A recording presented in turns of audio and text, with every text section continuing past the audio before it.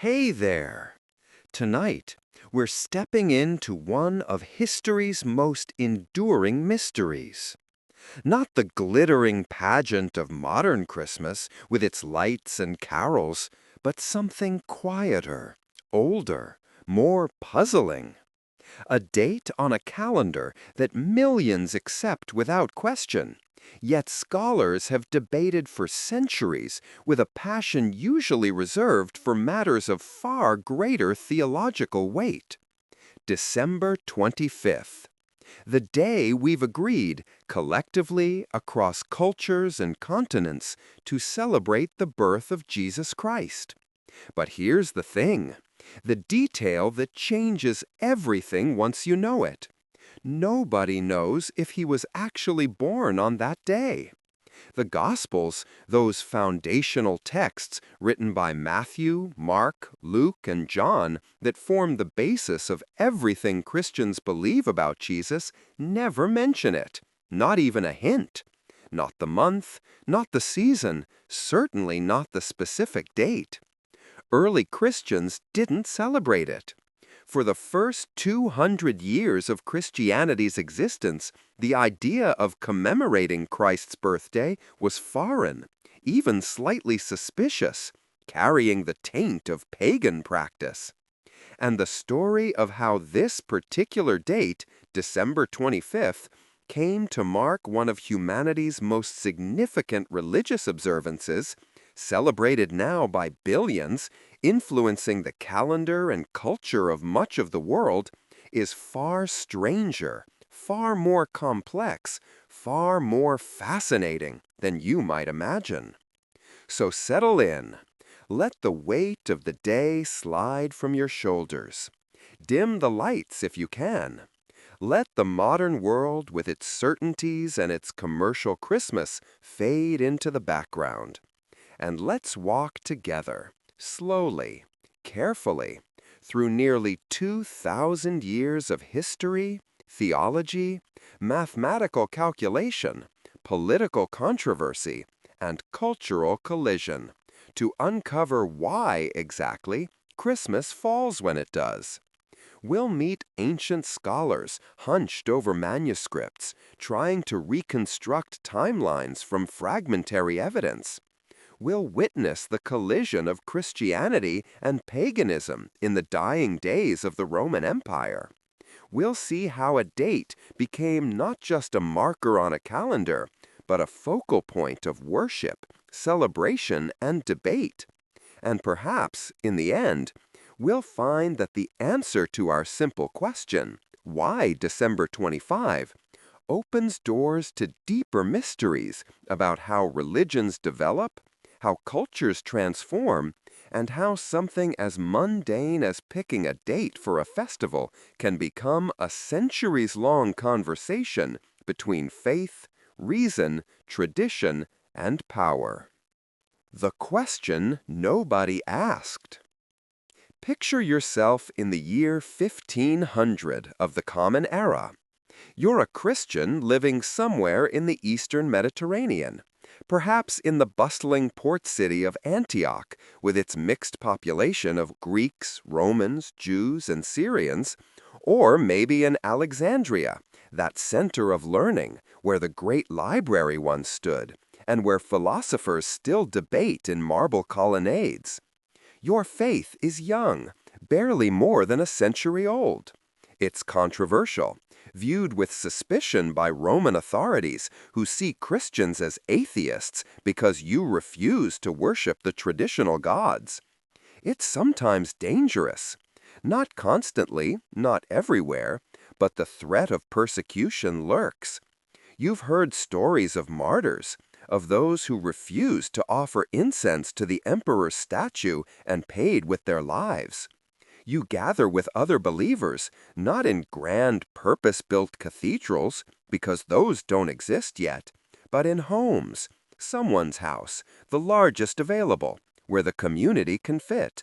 You share meals together, simple fare, bread and wine, and perhaps fish or vegetables. You read letters from apostles, Paul's words to the Corinthians or the Philippians, copied and recopied on papyrus, passed from congregation to congregation. Some of your elders might have known people who knew the apostles. The chain of connection is still short, still tangible. You talk about the resurrection, debating fine points of doctrine. You discuss baptism, how and when it should be performed. You wonder aloud about when Christ might return, because many still believe it could be soon, within your lifetime. But here's what you don't talk about: birthdays. Specifically, Jesus' birthday. You don't celebrate it. You don't even wonder about it. This isn't an oversight or an unfortunate gap in your knowledge. It's that nobody in your community cares. The day Jesus was born holds no particular significance for you. Why would it? To you, a birthday celebration feels suspiciously, uncomfortably pagan. The Romans, after all, throw elaborate parties for their emperors on their birthdays, treating these mere mortals as if they were gods descended to earth. The imperial cult, that machinery of state-sponsored religion, makes much of the emperor's natalis, his birthday, marking it with games, sacrifices, public feasts. You want nothing to do with that. The mystery religions, too, those Eastern imports that have gained popularity in Roman cities, religions devoted to Mithras or Isis or other deities, celebrate the birthdays of their gods with secret rituals and sacred feasts. Again, you're trying to distance yourself from all of that. Christians are different. You must be different, must maintain that distinction, or risk being absorbed into the general religious soup of the empire. You focus on death and resurrection. Easter, though it isn't yet called that, the celebration of Christ's rising from the dead is what matters. That's the hinge point of your faith. The day Christ died, suffering on the cross for humanity's sins. The day he rose, conquering death itself. These are the moments that make Christianity Christian.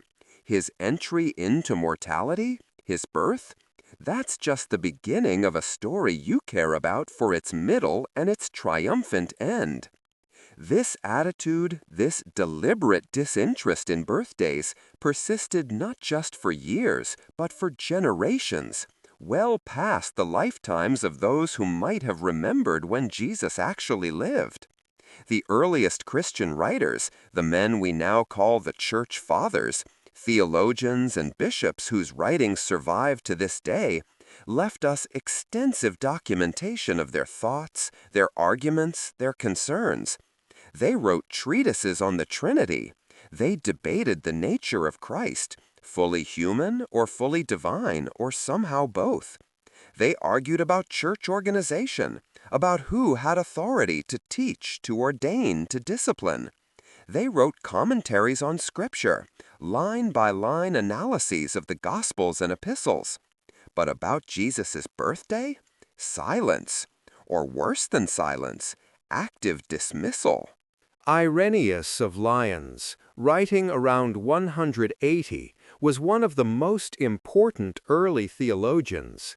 His work, Against Heresies, laid out what he considered proper Christian belief versus the various heretical teachings circulating in his time. He provided lists of proper Christian observances and festivals. Christmas, the celebration of Christ's birth, wasn't among them, not even a mention. Tertullian, that brilliant and combative North African theologian writing around the year 200, also compiled careful lists of what Christians should and shouldn't do, which days were sacred, which practices were permissible. He railed against Christians who participated in pagan festivals, seeing it as compromise, as dangerous backsliding. But he never mentioned celebrating Christ's birth because Christians weren't doing it. Origen of Alexandria, perhaps the most prolific and influential Christian scholar of the 3rd century, a man whose writings filled libraries, explicitly noted in his commentary on Leviticus that Christians didn't celebrate birthdays. He pointed out, with a certain satisfaction, that in Scripture, whenever birthdays are mentioned, it's sinners doing the celebrating. Pharaoh in Genesis throwing a birthday feast. Herod in the Gospels celebrating his birthday with such abandon that he rashly promises Herodias' daughter anything she wants, leading to the beheading of John the Baptist. Bad company indeed. Origen's point was clear. Birthday celebrations were associated with paganism, with worldly vanity, with the kind of self-aggrandizement that Christians should avoid. A Christian's life wasn't about celebrating the day they entered this fallen world, but about preparing for the life to come. This wasn't accidental or arbitrary. These early Christians were deliberately, consciously distancing themselves from pagan practices, drawing boundaries between their religion and everything around them.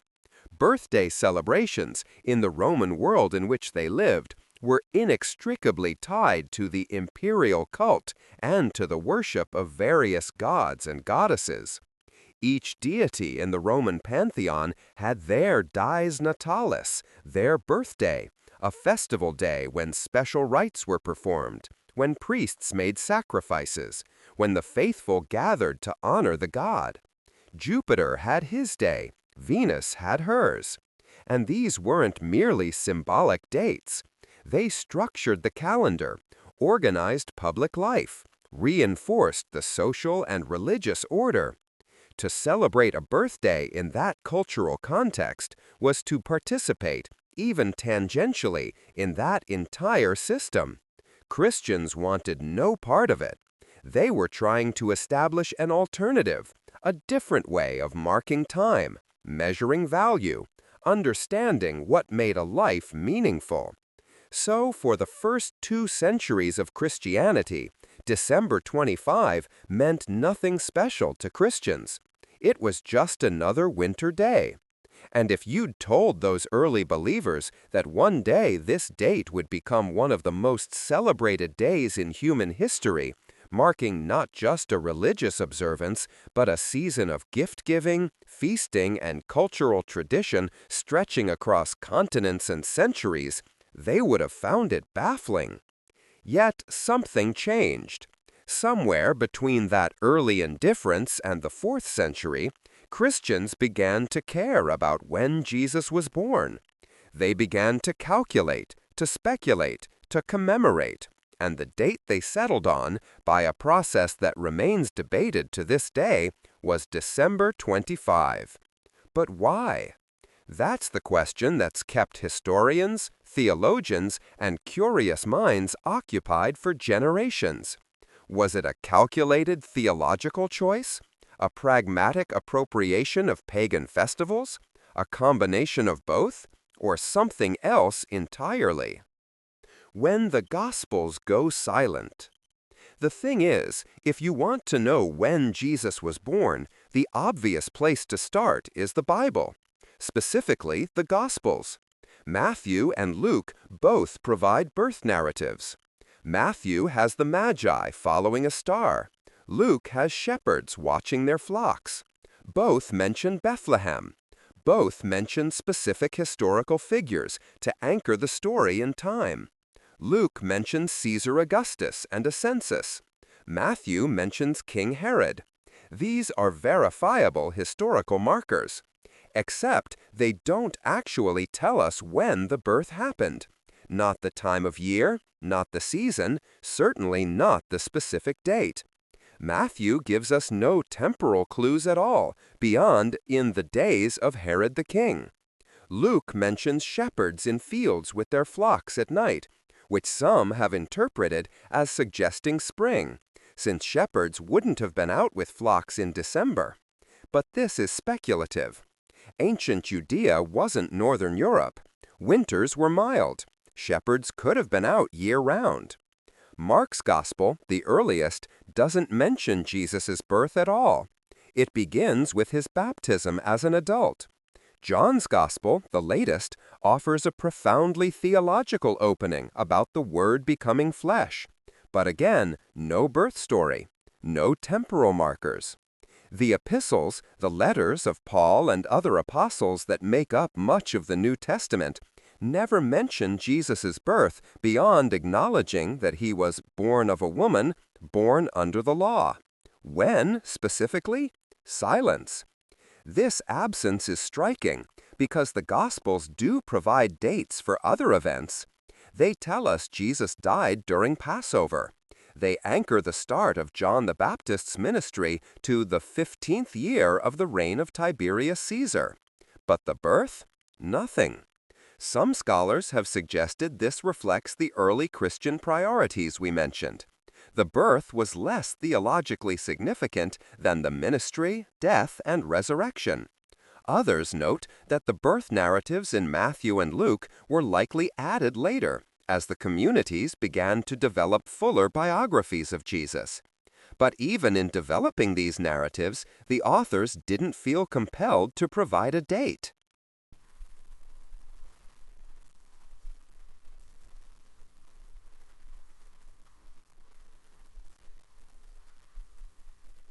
What we do have are hints, contradictions, and puzzles.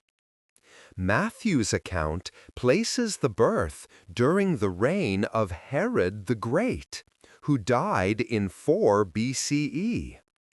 Luke's account mentions a census under Quirinius, which historians date to 6 CE.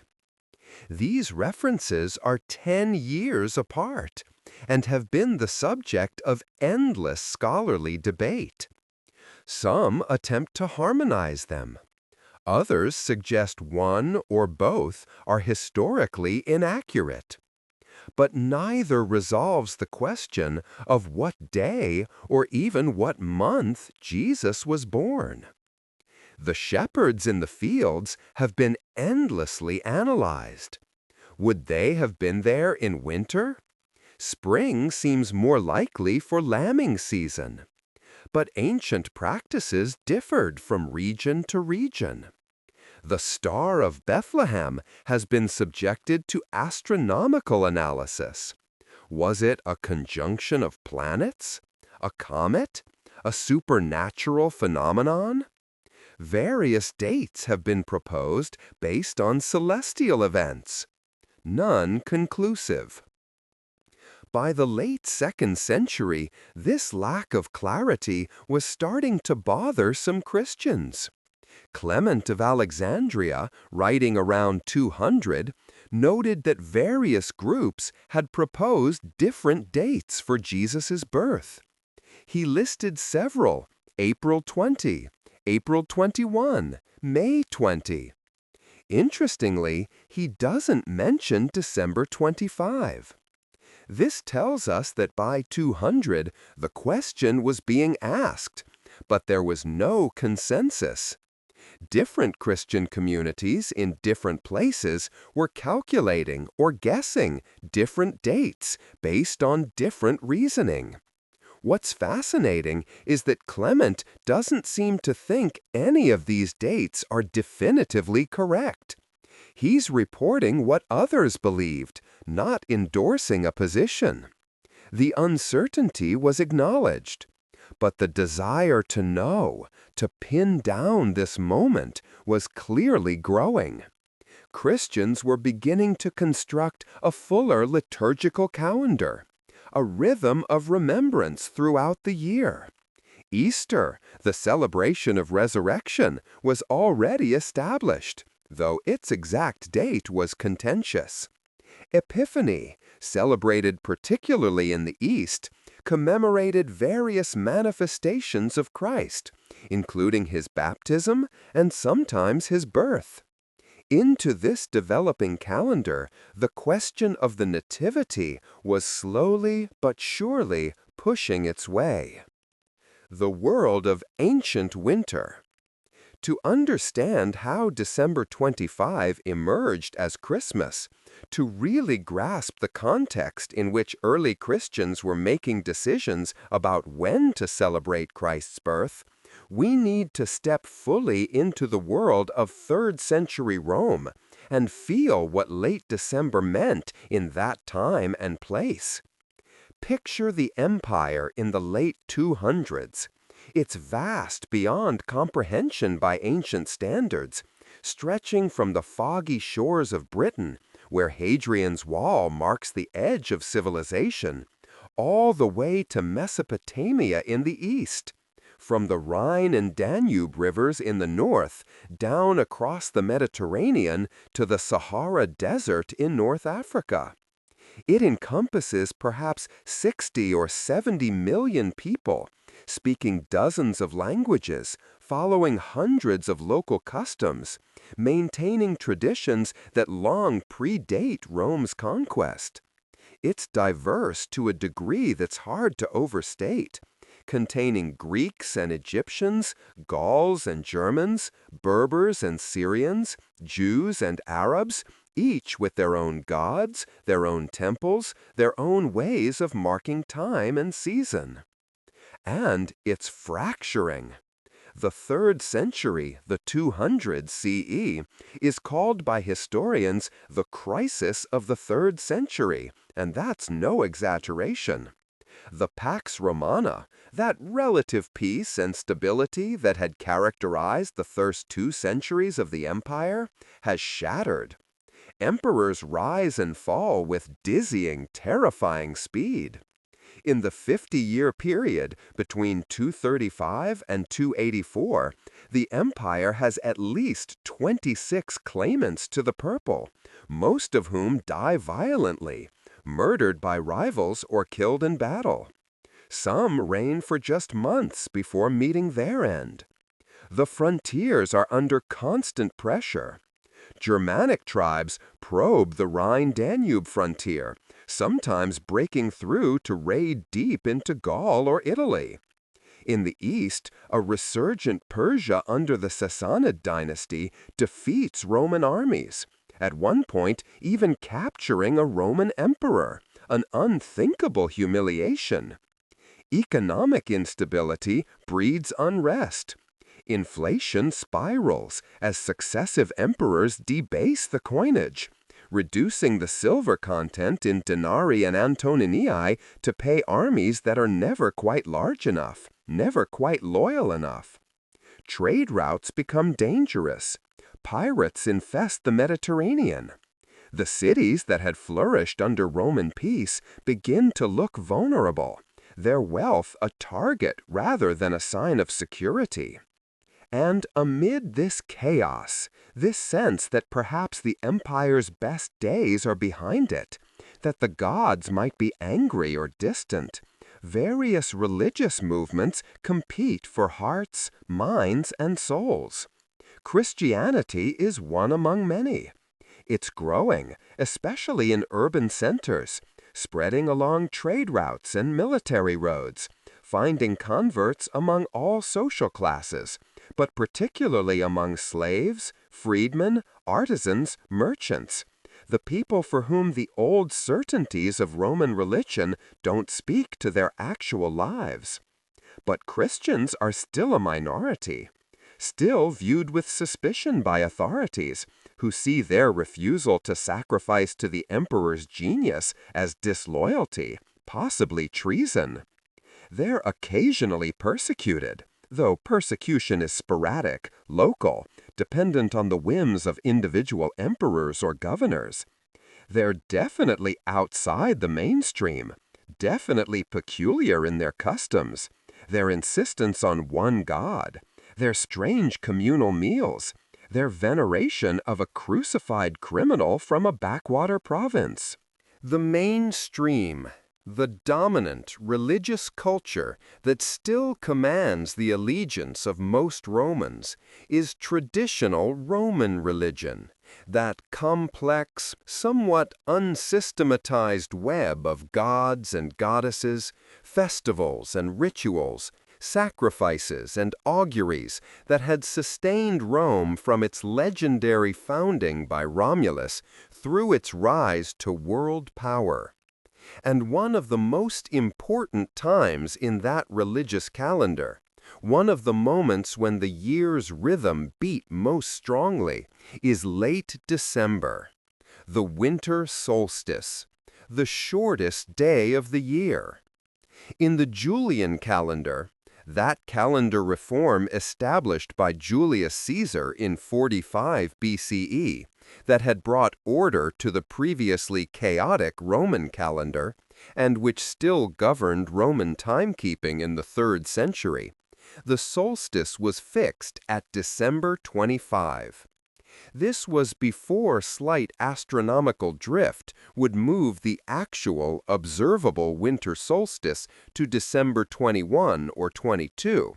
But for Romans of the 200s, December 25 was the turning point of the year, the moment of crisis and promise. The sun, that life-giving orb that had been retreating southward day by day since midsummer, reaching its lowest point in the sky, giving the least light and warmth, finally stopped its retreat and began its return. Light would start conquering darkness. Days would begin imperceptibly at first, but then more obviously to lengthen. The promise of spring, of planting, of harvest, of life continuing was hidden in this darkest moment. This wasn't just a meteorological or astronomical fact that intellectuals calculated. It was profound, resonant, felt in the bones by people whose lives were intimately tied to agricultural rhythms and seasonal change. The solstice meant something. It was symbolic on a level that's hard for modern people, insulated from seasons by central heating and electric light and year-round food supplies, to fully grasp. And it was celebrated. The most famous, most elaborate celebration was Saturnalia.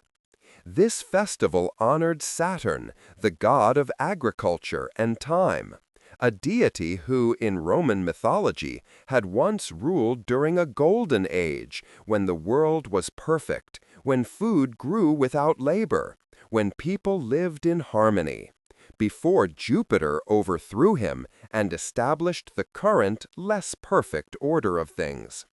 Saturnalia began on December 17th, and originally lasted just one day. But by the imperial period, by the time we're interested in, it had expanded organically to run through December 23, a full week of festivities.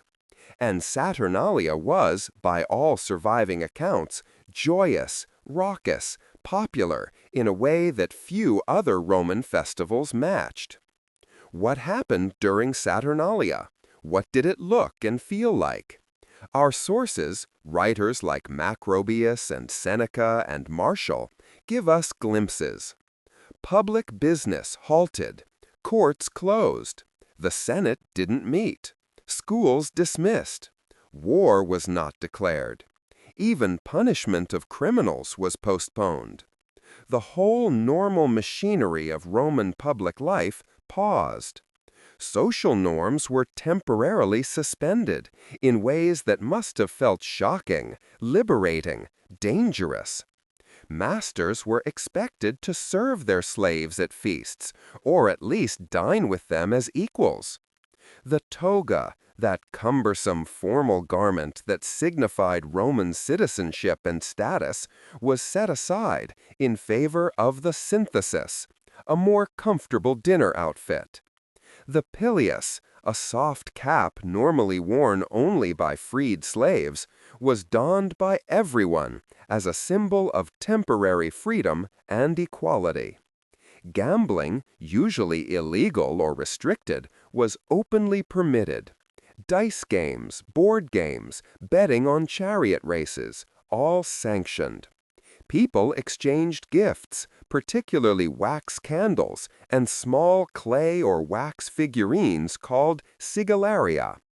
The candles might symbolize the returning light, though sources don't explicitly say so.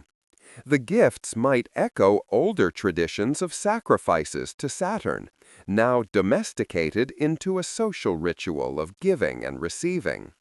There was feasting, of course, as much food and drink as people could afford or acquire. For the wealthy, this meant elaborate multi-course banquets with exotic dishes, entertainments, music, poetry recitals. For the poor, it might mean their one annual taste of meat and wine, perhaps provided by a patron or employer as a gesture of seasonal generosity that was expected, almost demanded by custom.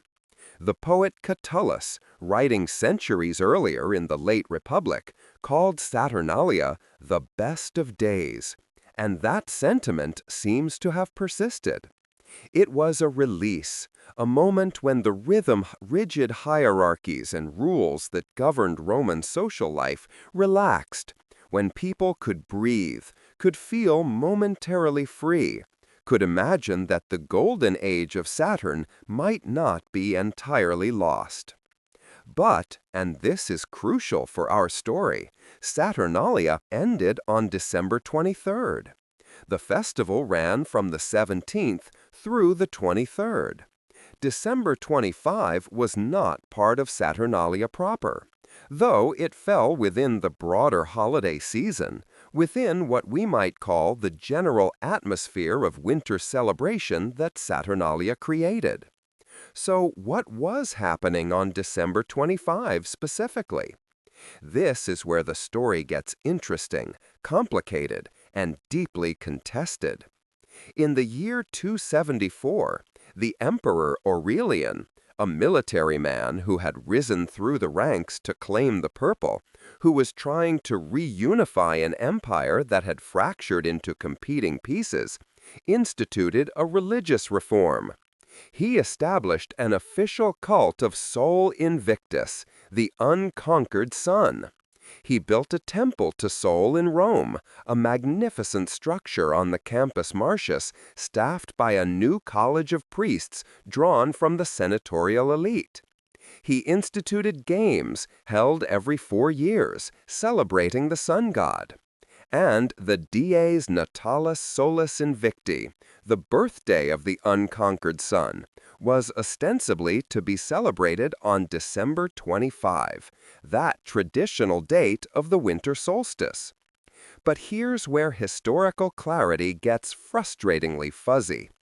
The evidence that Sol Invictus was actually celebrated with a major festival on December 25 from 274 onward is surprisingly thin, surprisingly ambiguous. The earliest clear, unambiguous reference to a festival of Sol Invictus on December 25 comes from the calendar of Philocalus, that document we've mentioned, created in the year 354. A full 80 years after Aurelian's reforms. This calendar lists various festivals throughout the year, and for December 25, it notes Natalis Invicti, with 30 chariot races, a spectacle that certainly suggests something important. But the inscription just says Invictus, the invincible one. Now, Invictus wasn't an exclusive epithet belonging only to Sol. It was a common adjective in Roman religion, used for various deities, and even for emperors. Jupiter Invictus, Mars Invictus, Hercules Invictus. The emperors themselves often took Invictus as an honorific. So when the calendar says Natalis Invicti, are we certain it refers to the sun god? Most scholars think so, but there's ambiguity. Moreover, and this is perhaps even more significant, earlier calendar inscriptions from before Aurelian The fragmentary calendars that survive on stone or papyrus from the 1st and 2nd centuries don't list any particular religious festival on December 25. The date doesn't seem to have had special religious importance in the pagan Roman calendar before the late 3rd century. Saturnalia, as we said, was huge, a major festival that everyone knew about that dominated late December. The Calends of January, New Year's Day on January 1, was also huge, another time of gift-giving and celebration. But December 25 itself? Relatively quiet before Aurelian. Some scholars, notably Stephen Hymans at the University of Alberta, who has done extensive research on this question, have argued that Sol worship in general wasn't particularly prominent in Rome before Aurelian's reforms. There were temples to Sol, yes. Sol had long been part of the Roman pantheon. But he wasn't a major focus of state cult, wasn't one of the big gods that everyone paid attention to. Aurelian elevated him, tried to make sun worship central to Roman religious identity as part of his program of religious and political unification. The traditional 12 gods of the Roman pantheon, Jupiter, Juno, Mars, Venus, the whole crew, were associated with specific aspects of life and specific constituencies. Sol, the sun, could potentially appeal to everyone, could unify the empire under a universal solar monotheism that still tolerated other gods as aspects or manifestations of the supreme solar deity. This matters profoundly for our story, because it complicates the narrative you might have heard or believed. The simple story goes, Christians chose December 25 for Christmas to appropriate a major existing pagan festival, to make conversion easier, to compete with Sol Invictus and Saturnalia. But if December 25 wasn't a major pagan holy day until 274 at the earliest, and if, as we'll see, there's evidence Christians were using the date even before that, then the causality might run the other direction, or at least it's more ambiguous than simple appropriation. Maybe Christians did ultimately borrow from a pagan date, or maybe, and this is the fascinating possibility, the pagan festival was itself a response to Christianity. Aurelian, trying to strengthen traditional Roman religion against the growing Christian movement, might have established his sun festival on December 25 precisely because Christians were already using that date. He was competing with them, not the other way round. Or maybe, and this is equally possible, both traditions arrived at the date independently for their own reasons. Christians through their theological calculations, pagans through the natural symbolism of the winter solstice, and then influenced each other over time in that complicated dance of religious interaction that characterized the late Roman Empire. What's undeniable is that late December was a time of cultural significance across the Mediterranean world. Midwinter festivals existed in various forms in many cultures. The Persians celebrated Yalda, the longest night. Germanic peoples had their own solstice observances. This was, after all, an agricultural society. The turning of seasons mattered profoundly. Celebrating the return of the sun, the promise of eventual harvest, made practical and spiritual sense. So Christians weren't operating in a vacuum. They were living in a world where late December meant something, where the imagery of light conquering darkness, of hope emerging from apparent death, was already culturally resonant. Whether they deliberately chose to celebrate Christ's birth at this time, to co-opt, compete with, or simply exist alongside these festivals, is one of the great questions. And to answer it, we need to look at what Christians themselves were saying and calculating. The mathematics of incarnation. Around the year 200, Christian scholars began to get serious about chronology. They wanted to place the events of Christ's life, and indeed all of salvation history, into a coherent timeline. This wasn't just curiosity, it was theological. If Christ was the fulfillment of prophecy, if his coming was the hinge of history, then dates mattered. They tried to calculate when the world was created, when the patriarchs lived, when prophets spoke, and when Christ was born, died, and rose again. One of these scholars was Tertullian, a lawyer turned theologian from Carthage in North Africa.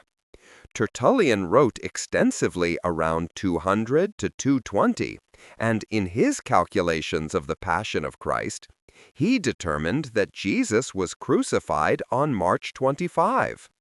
He arrived at this by correlating the Jewish calendar, which dated the crucifixion to the 14th of Nisan, with the Roman solar calendar, March 25 in the Julian calendar.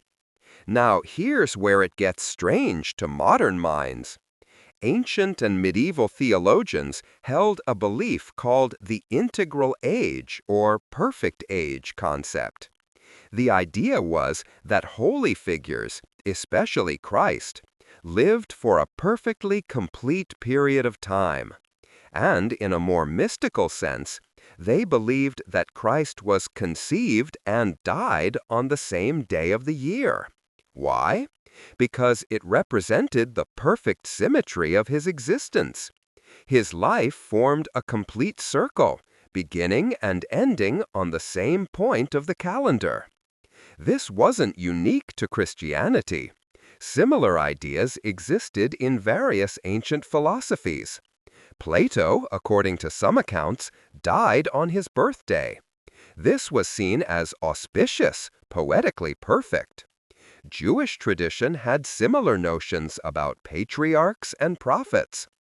The idea filtered into Christian thinking. So, if Jesus died on March 25, as Tertullian calculated, then he must also have been conceived on March 25. The Annunciation, the moment when the angel Gabriel appeared to Mary and she conceived by the Holy Spirit, fell on March 25. And if you conceive on March 25, and gestation takes 9 months, which even ancient people knew was roughly the term of human pregnancy, then birth falls on December 25. Count forward from late March, April, May, June, July, August, September, October, November, December.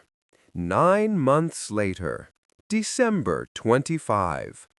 This is the calculation hypothesis, and it's elegant, theologically satisfying, and entirely based on internal Christian reasoning. It doesn't require borrowing from paganism. It doesn't need Saturnalia or Sol Invictus. It emerges from Christian attempts to understand and systematize the chronology of Christ's life based on scriptural dates and theological symbolism. Now you might object. Why should we believe Jesus was actually crucified on March 25? Good question. The Gospel of John places the crucifixion at Passover, specifically on the preparation day before the Sabbath. Passover is a lunar festival. Its date shifts on the solar calendar. Scholars attempting to correlate Passover in the years 29 to 33, the likely range for the crucifixion, have proposed various dates. March 25 is plausible, though not certain. But certainty wasn't necessarily the point. These early Christian chronologists were working with the tools they had, attempting to create a coherent framework. And once someone proposed March 25 as the crucifixion date and connected it to the conception date, the December 25 birth date followed naturally. Who first made this calculation? That's unclear. Tertullian knew the March 25 crucifixion date, but doesn't explicitly link it to the birth date. However, a slightly later theologian does. Hippolytus of Rome, writing around 204, is one of the earliest sources we have that mentions December 25 as Christ's birth date. In his Commentary on Daniel, written in 204, Hippolytus states that Jesus was born in Bethlehem, 8 days before the calends of January, the 4th day of the week. The 8th day before the calends of January is, by Roman reckoning, December 25, and the 4th day of the week is Wednesday. This is significant for several reasons. First, it's evidence that at least some Christians were using December 25 as Christ's birth date by the early 3rd century, decades before Aurelian established his Sol Invictus cult in 274.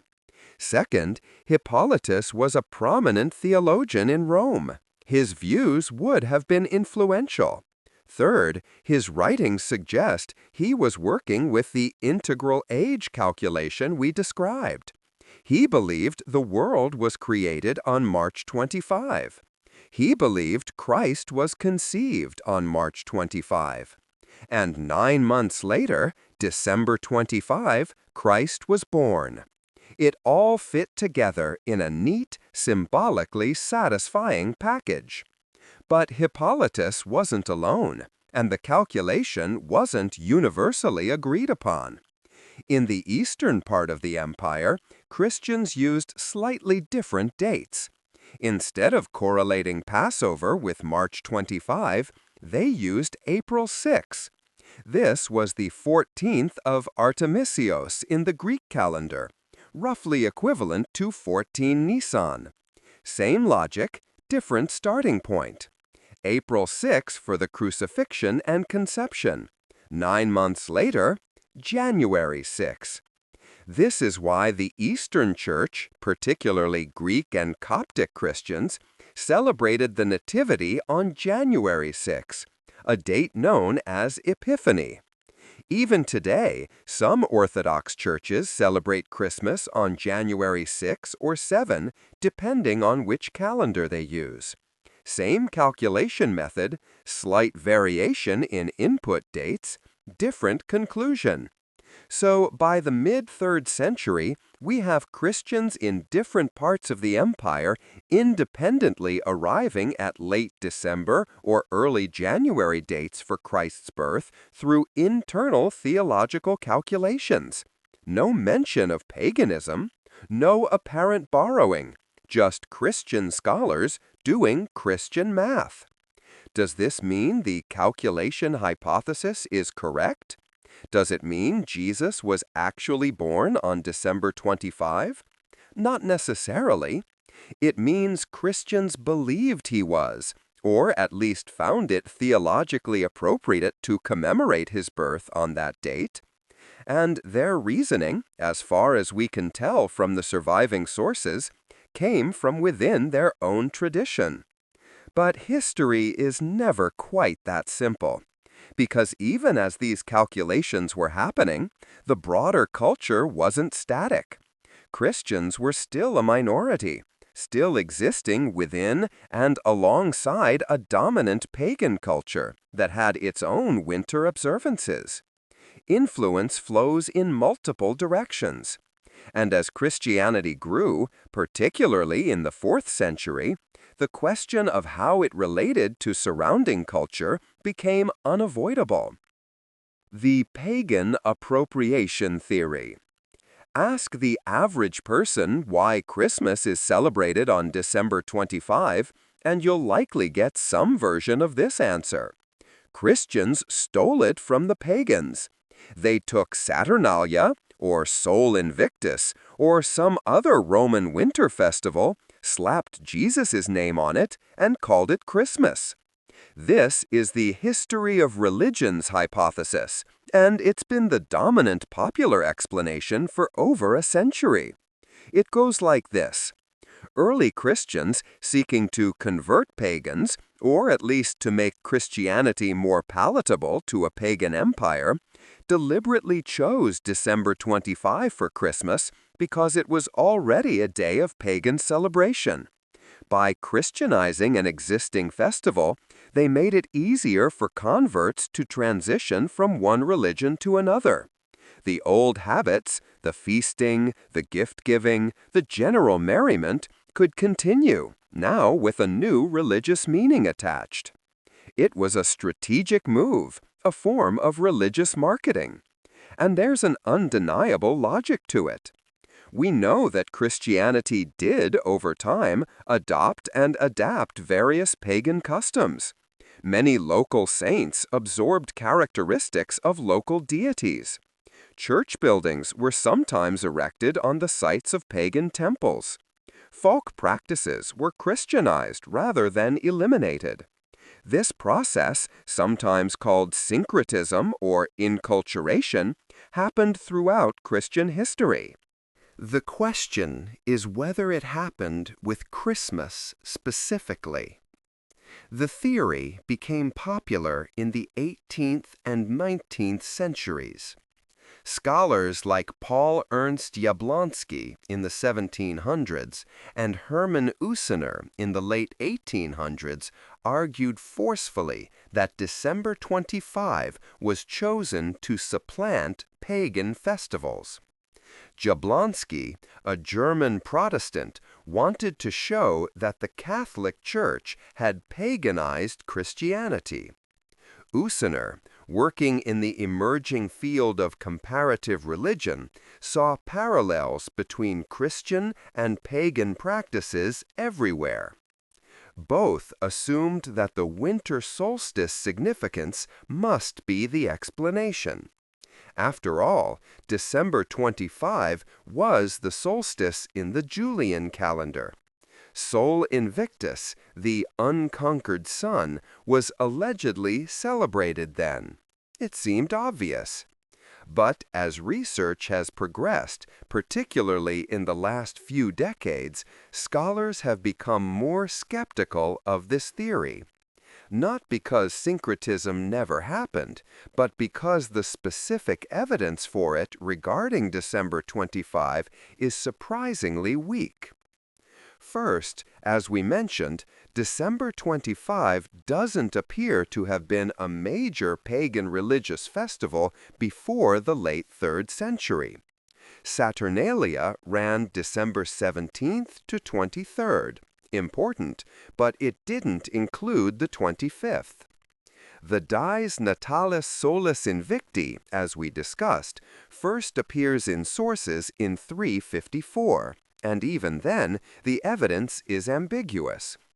If Christians were looking for a pagan festival to appropriate, why not pick the 17th, the start of Saturnalia?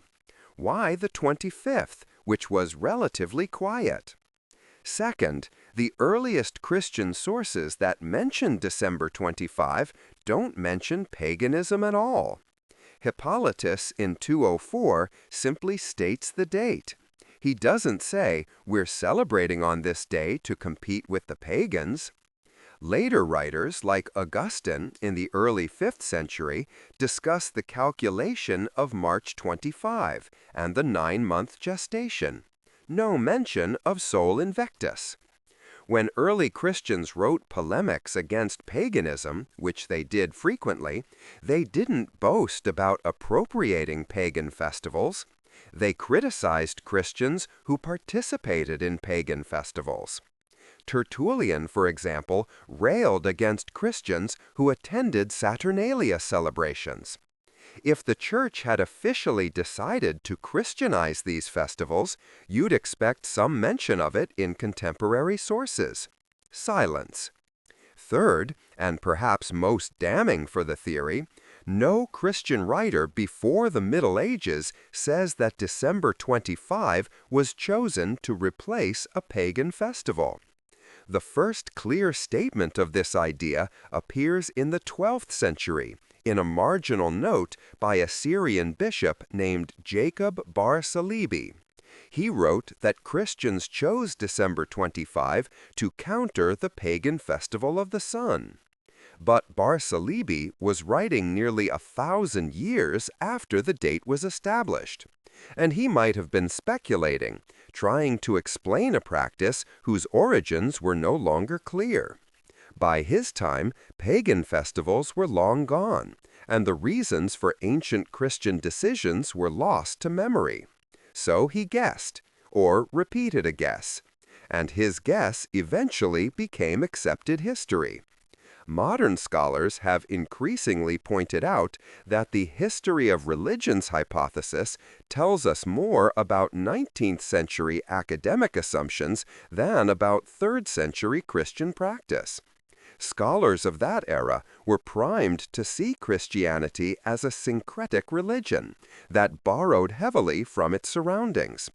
Comparative religion was fascinated by parallels between religions. They found what they were looking for. But absence of evidence isn't evidence of absence. Just because no one explicitly wrote, "We're Christianizing Saturnalia," doesn't mean it wasn't happening. Cultural borrowing is often unconscious, implicit. Christians were living in a world saturated with pagan symbolism and practice. Even if they didn't deliberately set out to appropriate pagan festivals, might they not have been influenced by the cultural significance of late December? Might the choice of December 25 have seemed natural, fitting, precisely because it already resonated in the culture around them? This is a more nuanced version of the theory, not crude appropriation, but subtle influence. Christians arrive at December 25 through their own calculations, yes, but those calculations happen in a context where late December already carries meaning. The winter solstice, the return of the sun, the triumph of light over darkness, these were potent symbols. And Christianity, with its own language of Christ as the light of the world, the sun of righteousness, would find them useful. So perhaps both theories are partially true. Christians calculated December 25 based on internal reasoning about Christ's conception and death, but they also weren't blind to the cultural resonance of winter solstice symbolism. And over time, as Christianity became dominant, it absorbed and transformed some of the customs associated with pagan winter celebrations, whether deliberately or not. The truth might not be either or. It might be both and. When tradition becomes official. The first rock-solid evidence of December 25 being celebrated as Christmas comes from the year 336. That's when it appears in the calendar of Philocholus, that Roman document we mentioned earlier. The calendar lists festivals throughout the year, and under December 25, it notes Natus Christus in Bethlehem, Judea, Christ born in Bethlehem of Judea. This is the earliest undisputed reference to December 25 as Christmas in Rome. But why 336? What made this date finally become official? Context matters. The year 336 falls during the reign of Constantine, the first Christian emperor. Constantine had converted, or at least publicly embraced Christianity, after his victory at the Milvian Bridge in 312. By 336, Christianity was no longer persecuted. It was favored. Constantine was building churches, convening councils, reshaping the empire along Christian lines. The church, for the first time, had imperial backing. This changed everything. With imperial support came the opportunity to develop a more elaborate liturgical calendar. Christianity was transitioning from a minority sect meeting in homes to a state-sanctioned religion with grand basilicas and public ceremonies. Festivals needed to be formalized, standardized. Easter was already the central feast, but its calculation was contentious, leading Constantine to convene the Council of Nicaea in 325 to settle the matter. Other observances were less defined. Epiphany, celebrated particularly in the East, was important but varied in what it commemorated. Some associated it with Christ's baptism, others with his birth, still others with the visit of the Magi. Christmas, as a feast of the Nativity distinct from Epiphany, was a newer development. And in 336, in Rome, it was officially recognized, listed on the calendar, a feast day. Did Constantine himself decree this? There's a persistent legend that he did, but it's not well supported. No imperial edict establishing Christmas survives. The claim originates from a spurious correspondence between Pope Julius I and Cyril of Jerusalem, quoted centuries later. Most scholars regard it as fabricated. More likely, the Church in Rome, under the leadership of Pope Julius I, 337 to 352, formalized a practice that had been developing for decades. We know from Hippolytus that some Christians in Rome were using December 25 as early as 204. By 336, over a century later, that date had apparently gained enough acceptance to be included in the official calendar. This wasn't necessarily a sudden decision. It was the culmination of a long process. But even in 336, December 25 was not universally accepted. The Eastern churches still primarily celebrated the Nativity on January 6th as part of Epiphany, and they were resistant to adopting the Western date. When John Chrysostom, the great preacher of Antioch and later Constantinople, introduced the December 25 celebration to his congregations in the late 4th century, around 386, he felt the need to justify it at length. He preached sermons explaining why December 25 was appropriate, arguing from chronology and scripture. If it had been universally accepted, he wouldn't have needed to argue. The Eastern resistance was partly about regional pride. The East had its own traditions, its own calculations. Adopting Rome's date might have felt like ceding authority. But over time, as the Church sought unity across its vast geography, practices converged. By the 5th century, most of the East had adopted December 25, though they continued to celebrate Epiphany on January 6th as a separate feast commemorating the baptism and the Magi. The Armenian Church, notably, never adopted December 25. Armenians still celebrate the Nativity on January 6th, maintaining a tradition that predates the Western standardization. What's interesting is that this spread and standardization happened during a period when Christianity was also engaging more directly with pagan culture. In the 4th century, Christianity went from persecuted minority to imperial majority. Pagan temples were being closed, sometimes destroyed. Festivals were being suppressed. The old ways were dying, often forcibly. In this context, might the Church have indeed chosen to emphasize December 25, partly to provide a Christian alternative to dying pagan celebrations? Possibly. We don't have the smoking gun document that says so, but the timing is suggestive. By the late 4th century, Church fathers like Augustine were writing about December 25 with confidence.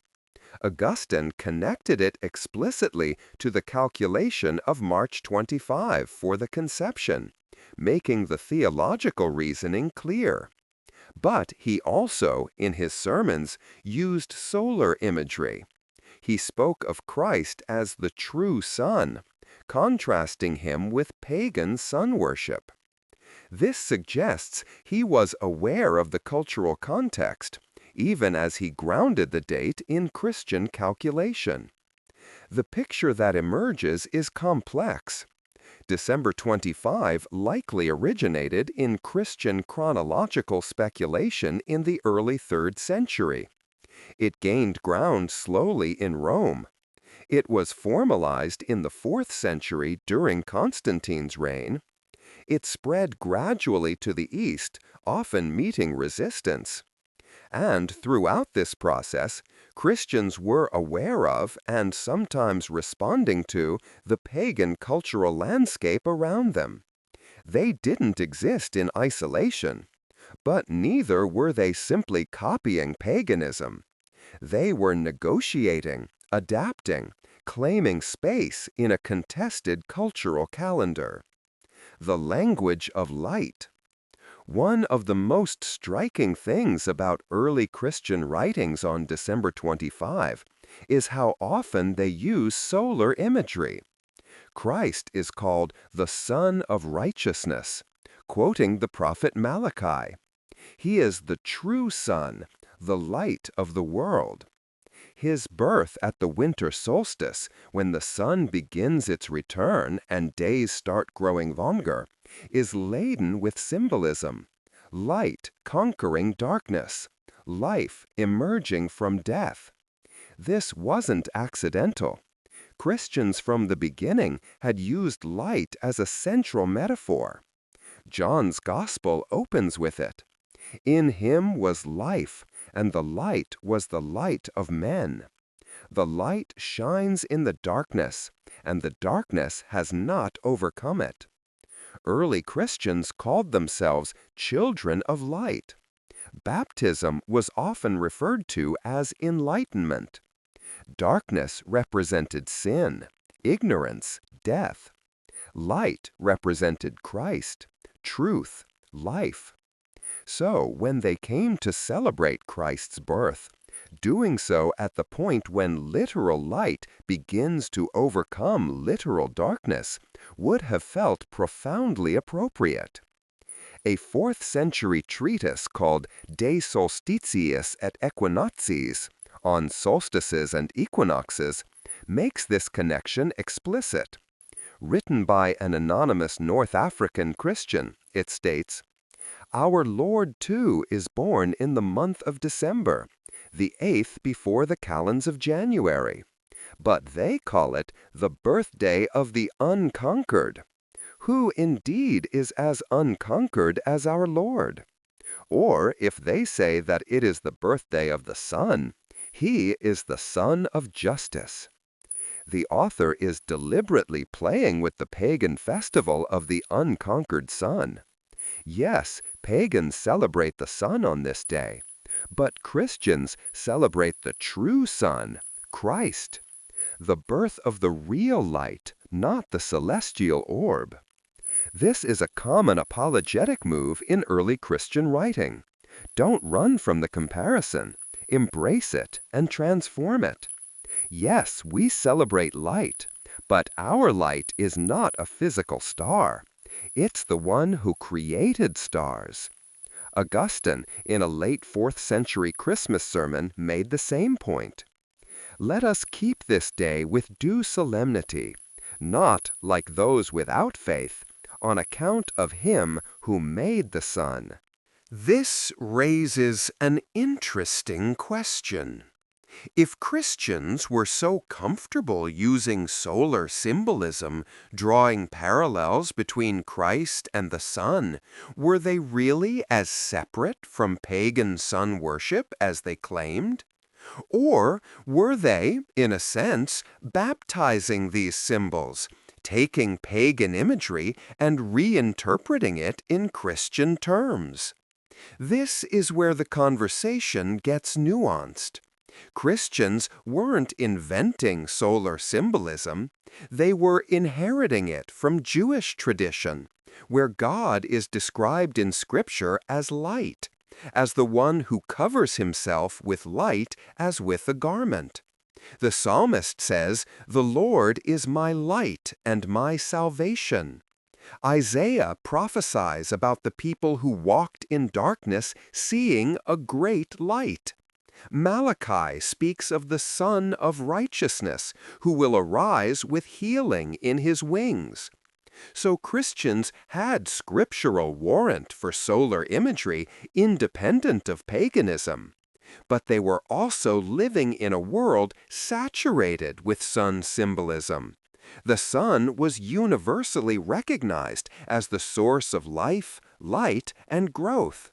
It was the most obvious and powerful natural metaphor available. When Christians used this metaphor, they were speaking a language their culture understood. And yes, this created resonances with pagan sun worship. But it also created contrast. The pagan sun was a god. The Christian sun was a metaphor for God. Pagans worshipped the creation. Christians worshipped the Creator. This distinction mattered deeply to early Christians, even as they borrowed the vocabulary. What's fascinating is how this symbolic framework might have made December 25 feel right, even apart from calculation. If you're a Christian teacher trying to commemorate Christ's birth, and you're working within a symbolic framework where Christ is light incarnate, the moment when light begins to return to the world, the winter solstice, would seem almost inevitable. Not because you're copying pagans, but because the metaphor demands it. The theology of Christ as light and the astronomy of the solar year align. Perhaps the calculation of March 25 to December 25 felt compelling, partly because it arrived at a date that made symbolic sense.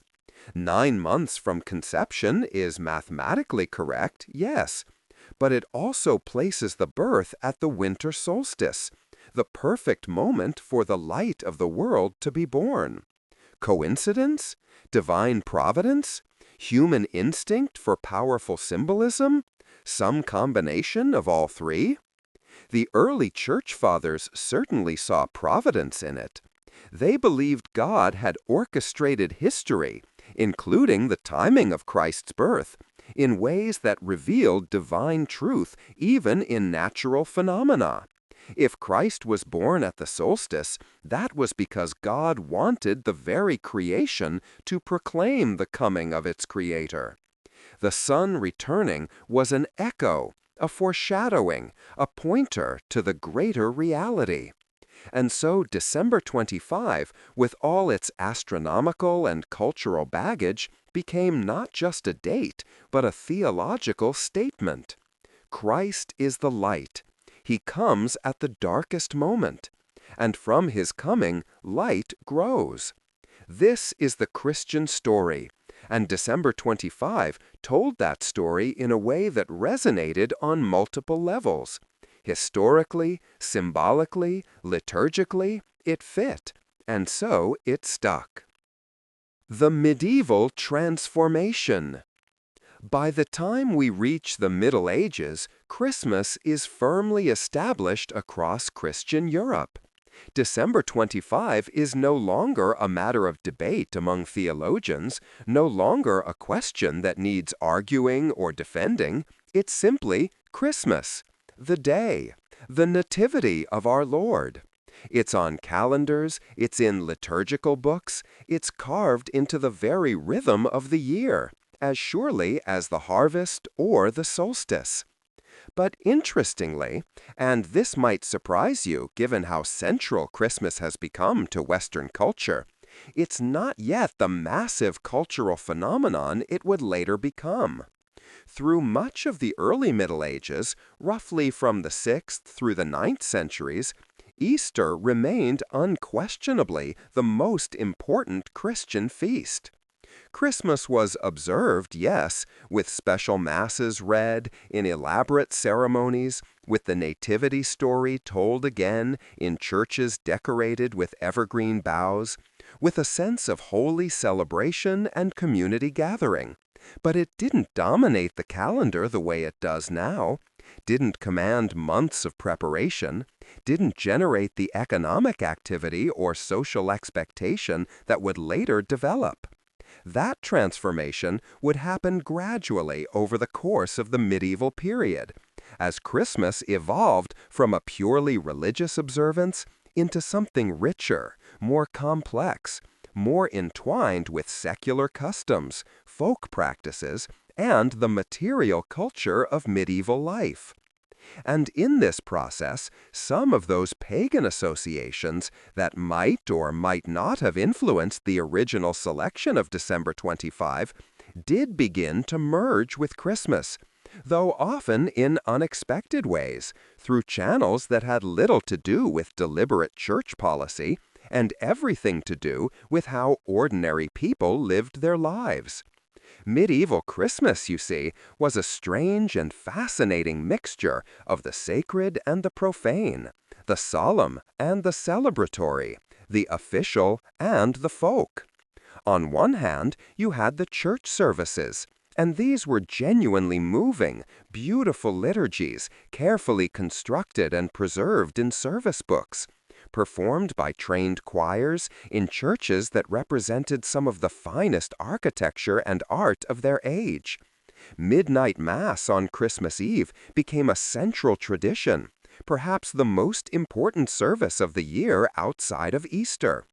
The faithful would gather in stone churches, cold despite the bodies packed inside, lit by candles that flickered in the drafts, filling the space with a warm, uncertain glow that caught the gold and colors of painted icons or stained glass windows.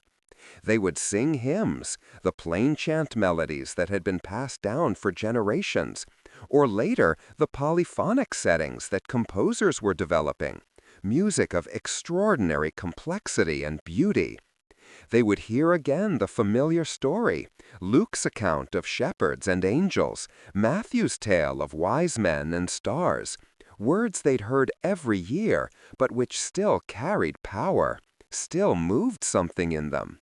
There was reverence there, genuine devotion, spiritual feeling that was real and important to people whose lives were often hard, whose world was small, and for whom the church provided not just moral guidance, but a framework for understanding existence itself.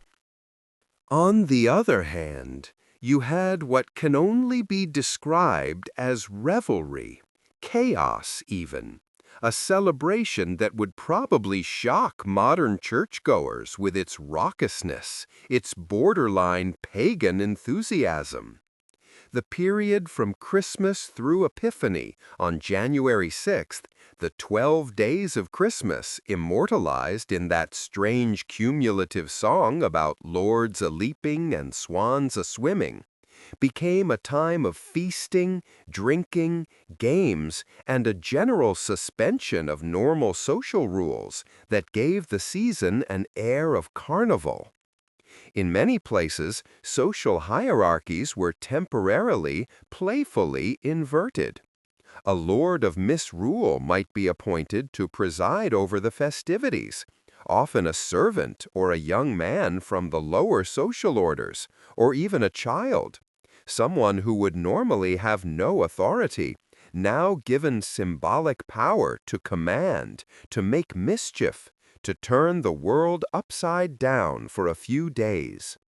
This was an echo, conscious or not, of the ancient Roman Saturnalia tradition, where masters and slaves switched roles, where the normal order was suspended to remind everyone that it was arbitrary, that fortune was fickle, that those high today might be low tomorrow.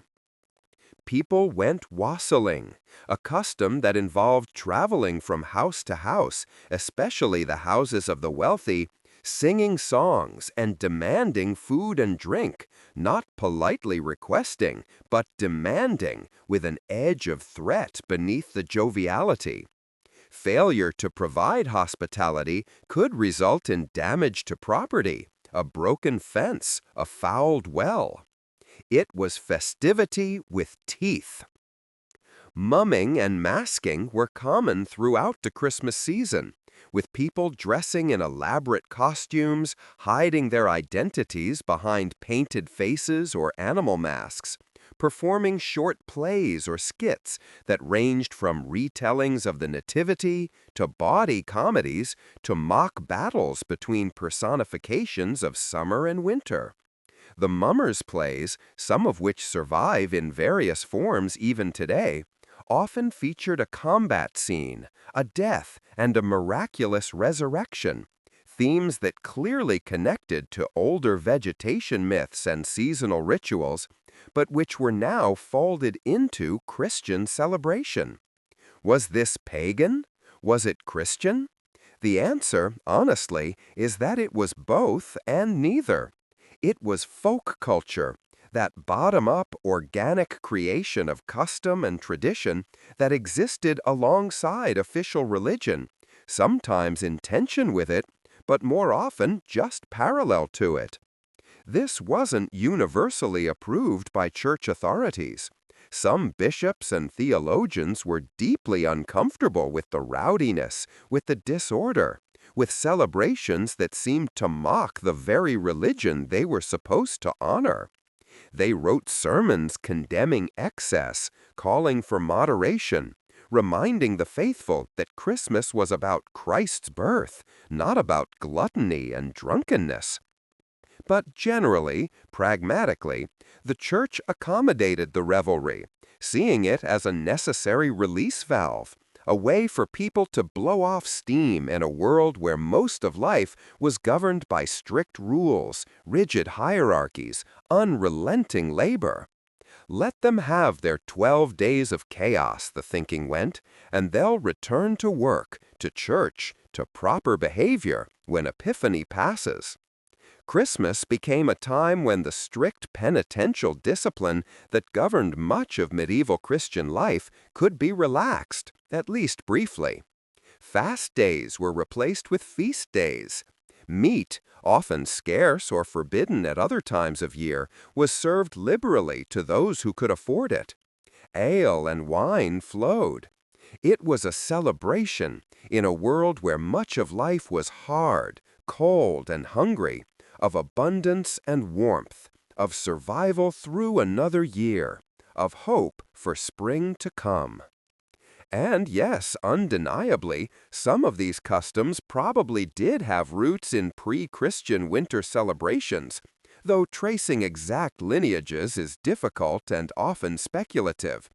The practice of bringing evergreen boughs into homes in winter, decorating with holly and ivy and mistletoe, might trace back to ancient beliefs about the persistence of life through the dead season, the greenery symbolizing hope and continuity when everything else seemed dead. The Yule log, That massive piece of wood ceremonially brought into the hall and set burning in the hearth, meant to burn through the night, through the 12 days if possible, might connect to older fire rituals, marking the solstice, fire representing the sun, warmth, life itself. Caroling from house to house echoes practices from various folk traditions across Europe. The Germanic wassailing, the Celtic traditions, customs that might go back beyond written records.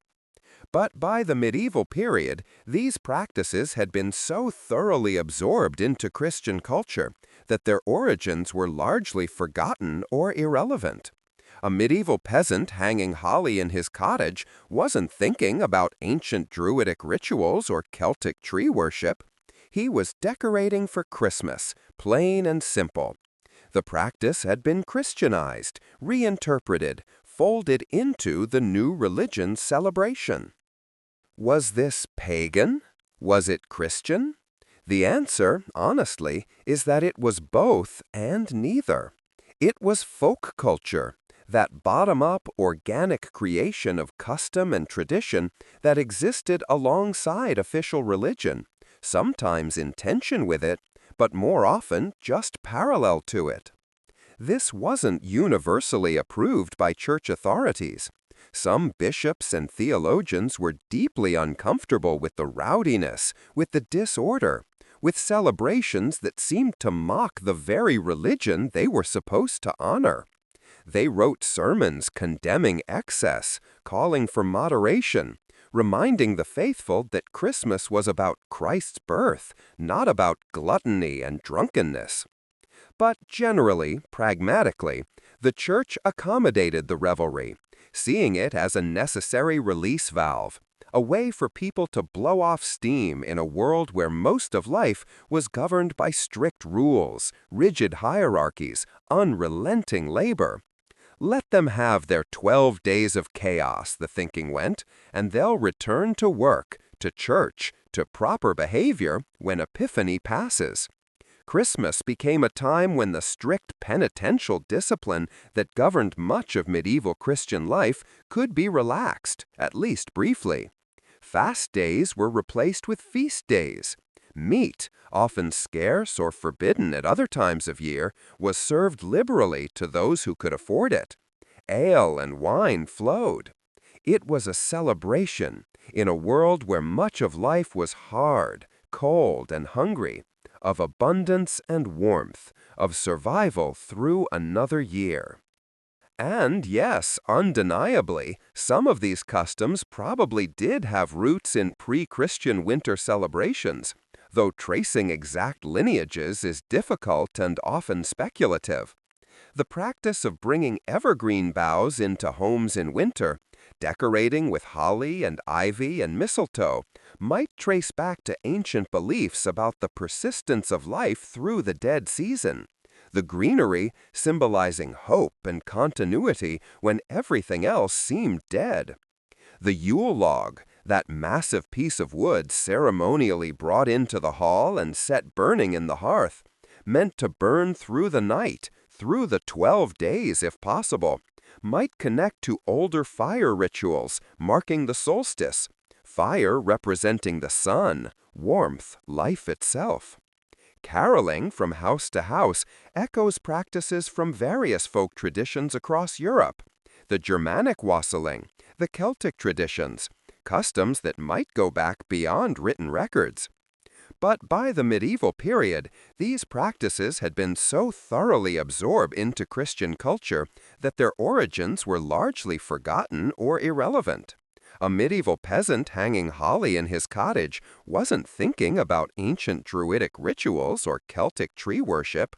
He was decorating for Christmas, plain and simple.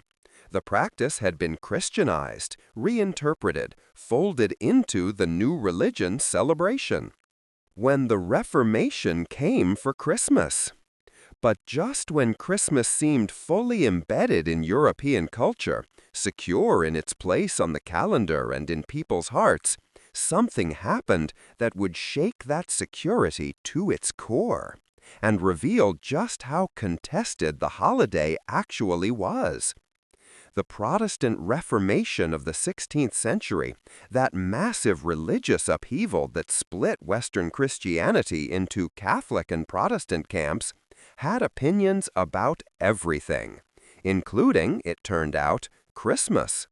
And those opinions were often negative, sometimes violently so. The Reformers, men Luther himself, was actually relatively moderate on Christmas. He loved music, composed carols, reportedly brought an evergreen tree into his home and decorated it with candles, creating what might be the first Christmas tree as we'd recognize it, though that story is probably apocryphal. But other reformers were harsher.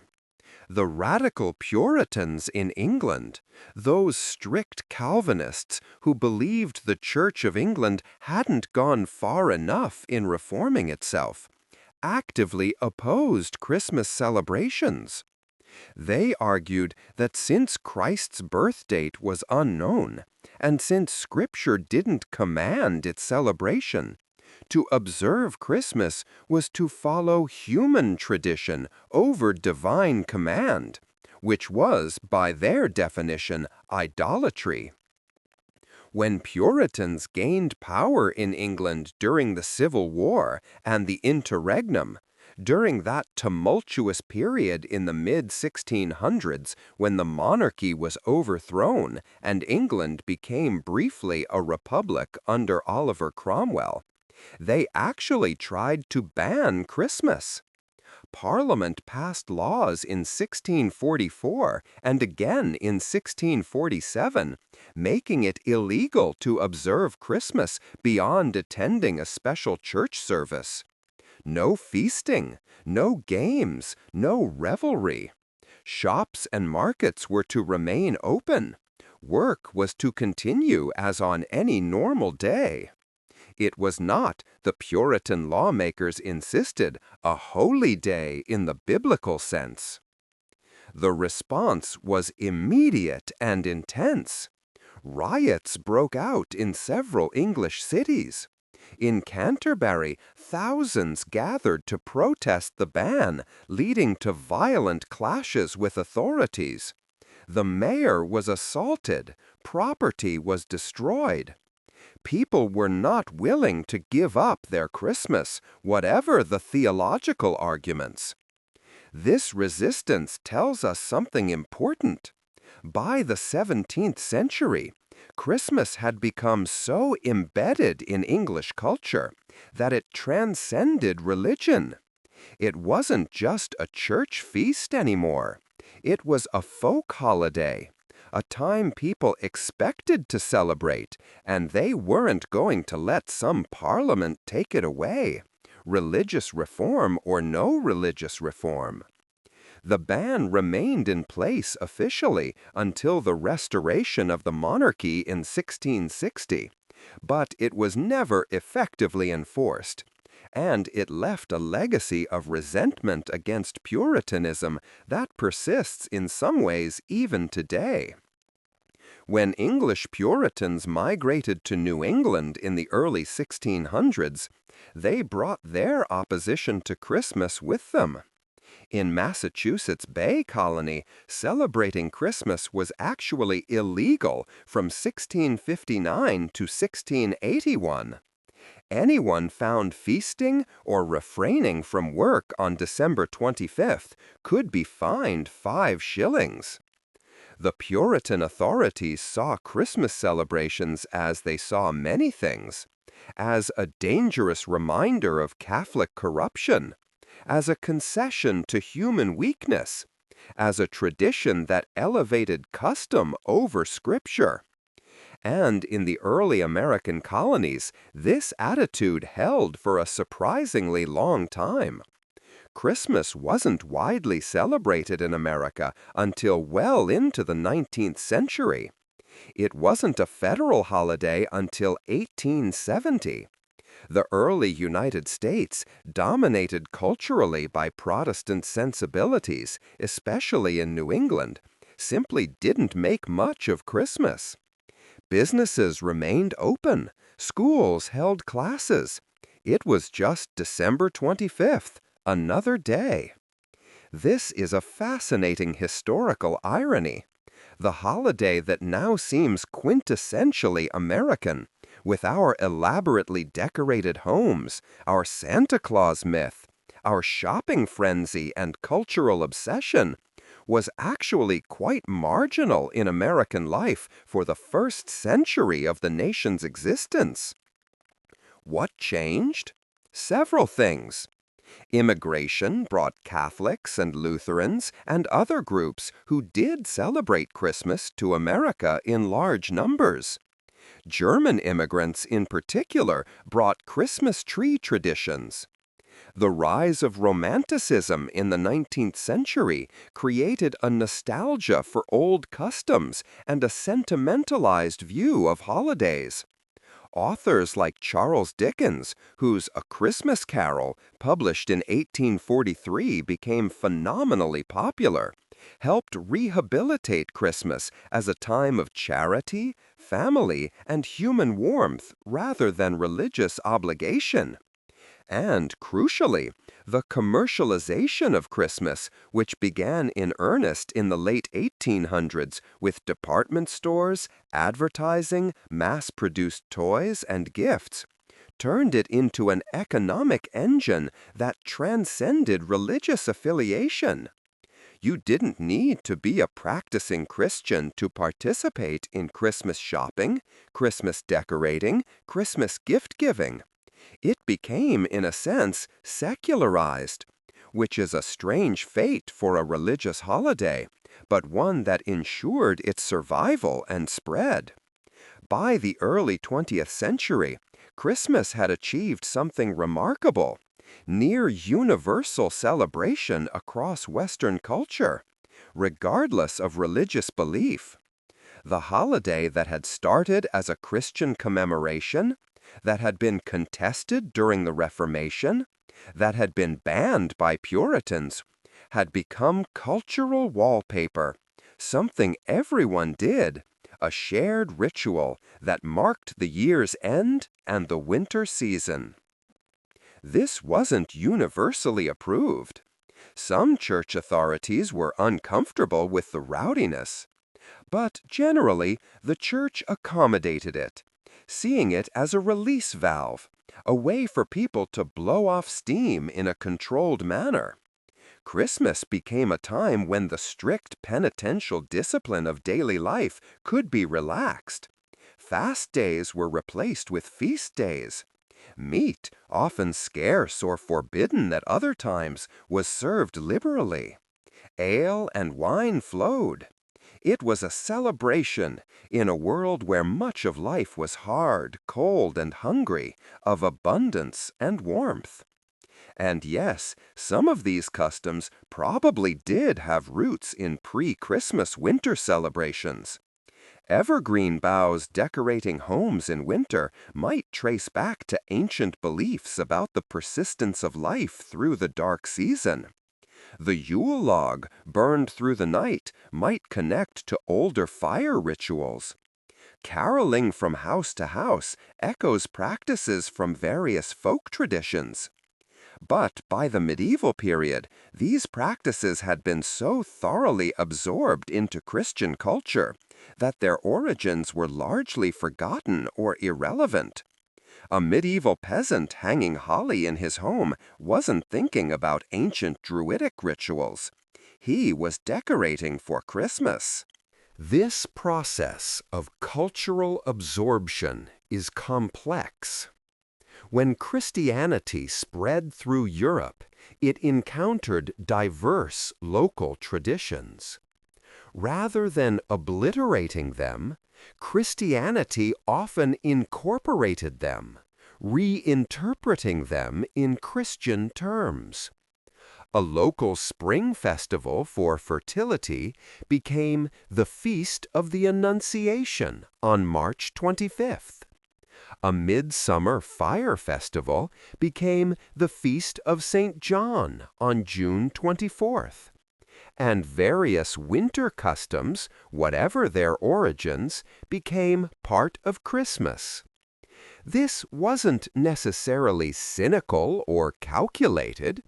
It was the natural process of a religion taking root in different soils, growing in ways that reflected local conditions while maintaining a common trunk. By the High Middle Ages, Christmas had become a major economic event as well as a religious one. Markets flourished in December. Guilds held feasts. Employers gave gifts or bonuses to workers. The tradition of gifts expanded, no longer just wax candles, but food, clothing, even money.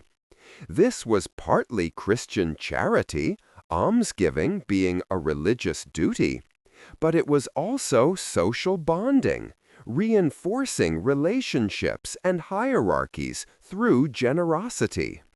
The Christmas feast became legendary. For the wealthy, it was an opportunity to display abundance. Roast boar, swan, peacock presented in their feathers, elaborate pies, subtleties, artistic food sculptures, courses stretching for hours. For the poor, it might be the one day of the year when meat was available, when the manor's lord opened his hall and provided a meal. This idea of Christmas hospitality, of the rich sharing with the poor, became idealized in medieval culture, even if the reality often fell short. And through it all, the Church maintained the liturgical heart of the season, the Mass, the prayers, the readings from Luke and Matthew recounting the Nativity. The development of nativity scenes, attributed to Saint Francis of Assisi in the 13th century, brought the story to life visually. The growth of Christmas carols, hymns sung in the vernacular rather than Latin, made the celebration accessible to ordinary people who didn't understand the language of the clergy. By the end of the Middle Ages, Christmas was embedded in European culture in a way that would have shocked those early Christians who refused to celebrate birthdays. It had become not just a religious feast, but a cultural institution, a time that structured the year, that brought communities together, that carried both sacred and secular meaning. And through all of this, December 25 remained the date, anchored now not by theological calculation or historical accuracy, but by tradition, by centuries of practice, by the accumulated weight of custom. It was Christmas because it had always been Christmas, as far as anyone could remember. The origins were forgotten or disputed. The practice was unquestioned. The scholars weigh in. Fast forward to the modern era, and the question of Christmas's origins becomes once again a matter of intense scholarly debate. The 19th and 20th centuries saw an explosion of historical and archaeological research into early Christianity. Scholars had access to ancient manuscripts, to church fathers' writings, to calendars and inscriptions that earlier generations hadn't examined closely. And they brought the tools of critical historical method to bear on questions that had been settled by tradition. The result was a reopening of the Christmas date question. Was December 25 chosen for Christian theological reasons, or was it appropriated from paganism? The debate became surprisingly contentious. In the early 20th century, the history of religion school dominated. Scholars like Franz Cumont and others argued that Christianity was fundamentally syncretic, borrowing heavily from surrounding religions. Christmas from Saturnalia and Sol Invictus, Easter from pagan spring festivals. Even core Christian doctrines like resurrection and virgin birth were seen as influenced by mystery religions and Hellenistic myths. This approach was challenged in the mid-20th century. Theologians and historians pointed out that the evidence for direct borrowing was often weak, that parallels between religions don't necessarily imply causation, that Christianity had its own internal logic and development that couldn't be reduced to borrowing. The pendulum swung back. Scholars like Thomas Talley and others revived the calculation hypothesis, arguing that the evidence supported Christians arriving at December 25 through their own. This process of cultural absorption is complex. When Christianity spread through Europe, it encountered diverse local traditions. Rather than obliterating them, Christianity often incorporated them, reinterpreting them in Christian terms. A local spring festival for fertility became the Feast of the Annunciation on March 25th. A midsummer fire festival became the Feast of St. John on June 24th. And various winter customs, whatever their origins, became part of Christmas. This wasn't necessarily cynical or calculated. It was the natural process of a religion taking root in different soils, growing in ways that reflected local conditions while maintaining a common trunk. By the High Middle Ages, Christmas had become a major economic event as well as a religious one. Markets flourished in December. Guilds held feasts. Employers gave gifts or bonuses to workers. The tradition of giving gifts expanded. No longer just wax candles, but food, clothing, even money. This was partly Christian charity, almsgiving being a religious duty, but it was also social bonding, reinforcing relationships and hierarchies through generosity. The Christmas feast became legendary. For the wealthy, it was an opportunity to display abundance. Roast boar, swan, peacock, presented in their feathers, elaborate pies, subtleties, artistic food sculptures, courses stretching for hours. For the poor, it might be the one day of the year when meat was available, when the manor's lord opened his hall and provided a meal. This idea of Christmas hospitality, of the rich sharing with the poor, became idealized in medieval culture, even if the reality often fell short. And through it all, the Church maintained the liturgical heart of the season, the Mass, the prayers, the readings from Luke and Matthew recounting the Nativity. The development of nativity scenes, attributed to St. Francis of Assisi in the 13th century, brought the story to life visually. The growth of Christmas carols, hymns sung in the vernacular rather than Latin, made the celebration accessible to ordinary people who didn't understand the language of the clergy. By the end of the Middle Ages, Christmas was embedded in European culture in a way that would have shocked those early Christians who refused to celebrate birthdays.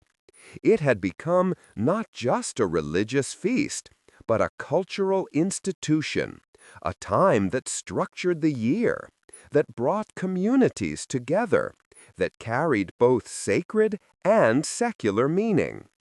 And through all of this, December 25 remained the date, anchored now not by theological calculation or historical accuracy, by tradition, by centuries of practice, by the accumulated weight of custom.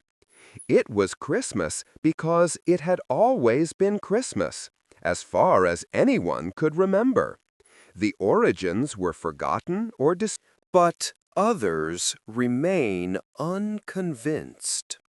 C. Philip Nothaft, a professor at Trinity College, Dublin, has written that while the evidence for direct borrowing is weak, it's hard to believe that Christians chose December 25th in total isolation from the cultural significance of the winter solstice. Even if the calculation method was genuine, might not that calculation have been done with one eye on the calendar, conscious of what a winter solstice birth date would mean symbolically? Nothaft argues for a middle position. Both theories might be partially true.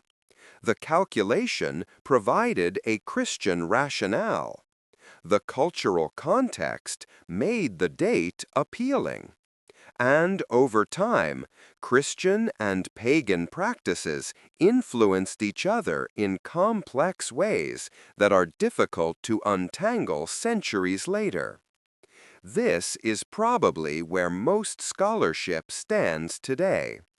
A recognition that history is messy, that cultural influence flows in multiple directions, that Christians in the 3rd and 4th centuries were both maintaining their distinct identity and engaging with the world around them.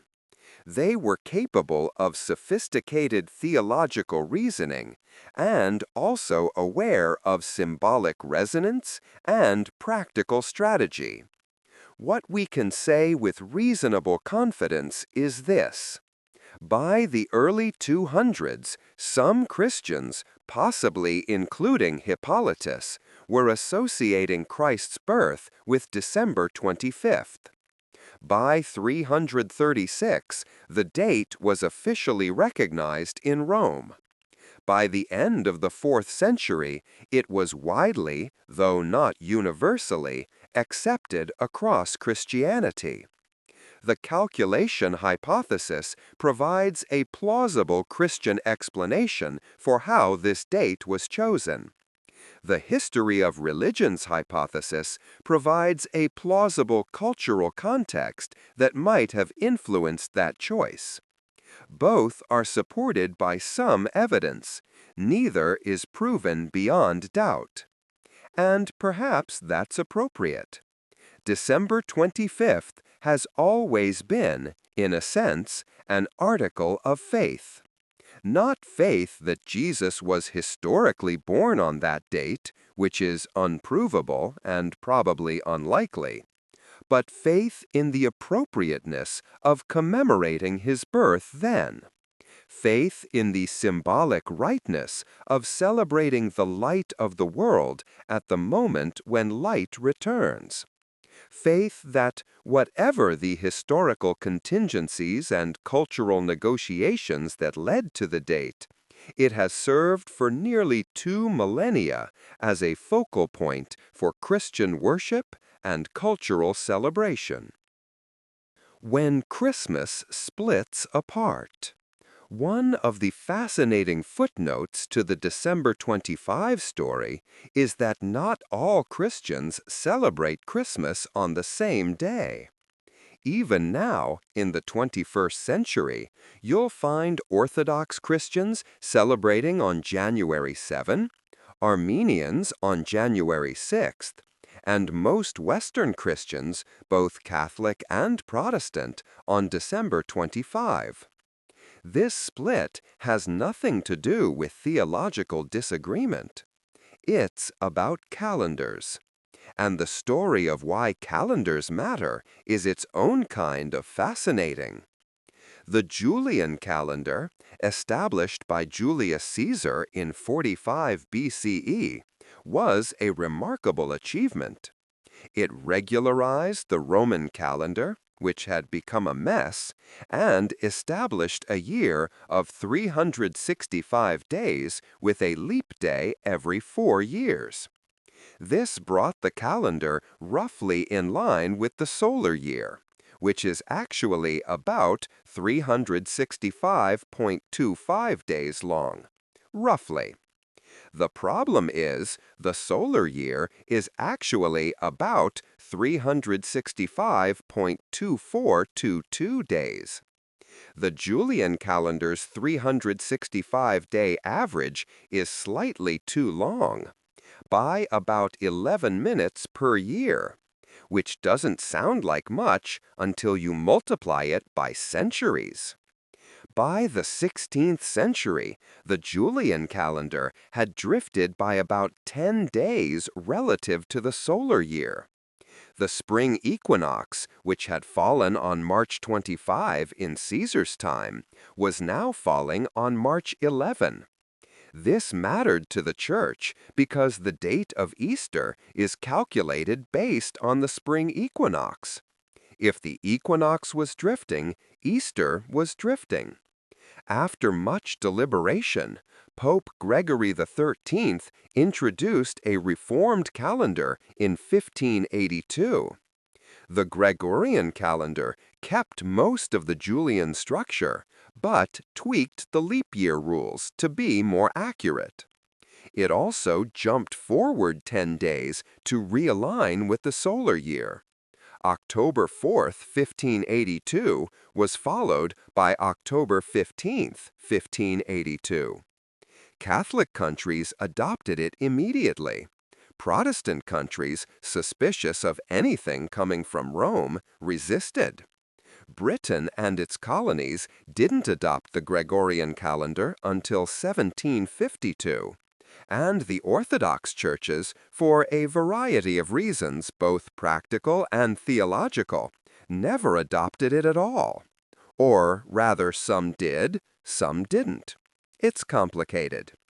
The result is that when Orthodox Christians who use the Julian calendar celebrate December 25, it falls on what the Gregorian calendar calls January 7th. It's the same date, December 25, but in a calendar that's now 13 days behind. So, Russian Orthodox Christmas, for example, is on January 7th by Western reckoning, but on the Orthodox Julian calendar, it's December 25. Same date, different calendar. The Armenian Apostolic Church is a special case.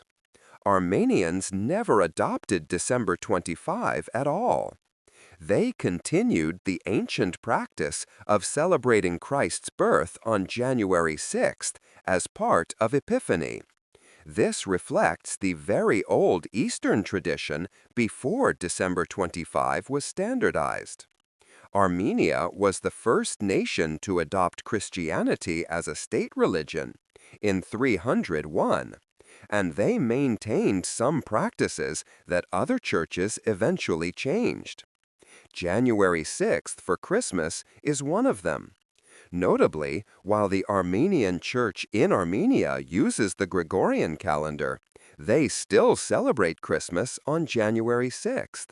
So it's the actual date that matters to them, not a calendar conversion issue. This diversity of dates is a living reminder of the complex history we've been exploring.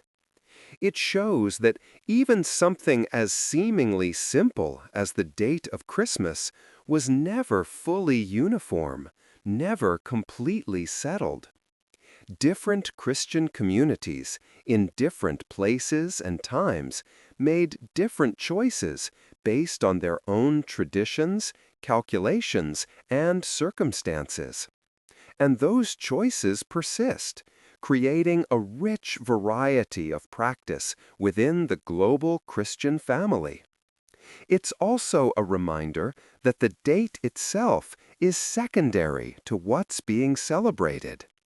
Whether December 25th, January 6th, or January 7th, the event being commemorated is the same: the Nativity, the Incarnation, God becoming human.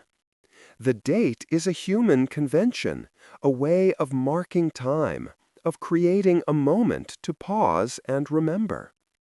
That the convention varies doesn't diminish it. If anything, it enriches it, showing how the same story can be told in different keys at different moments and still resonate. Reflecting on the journey.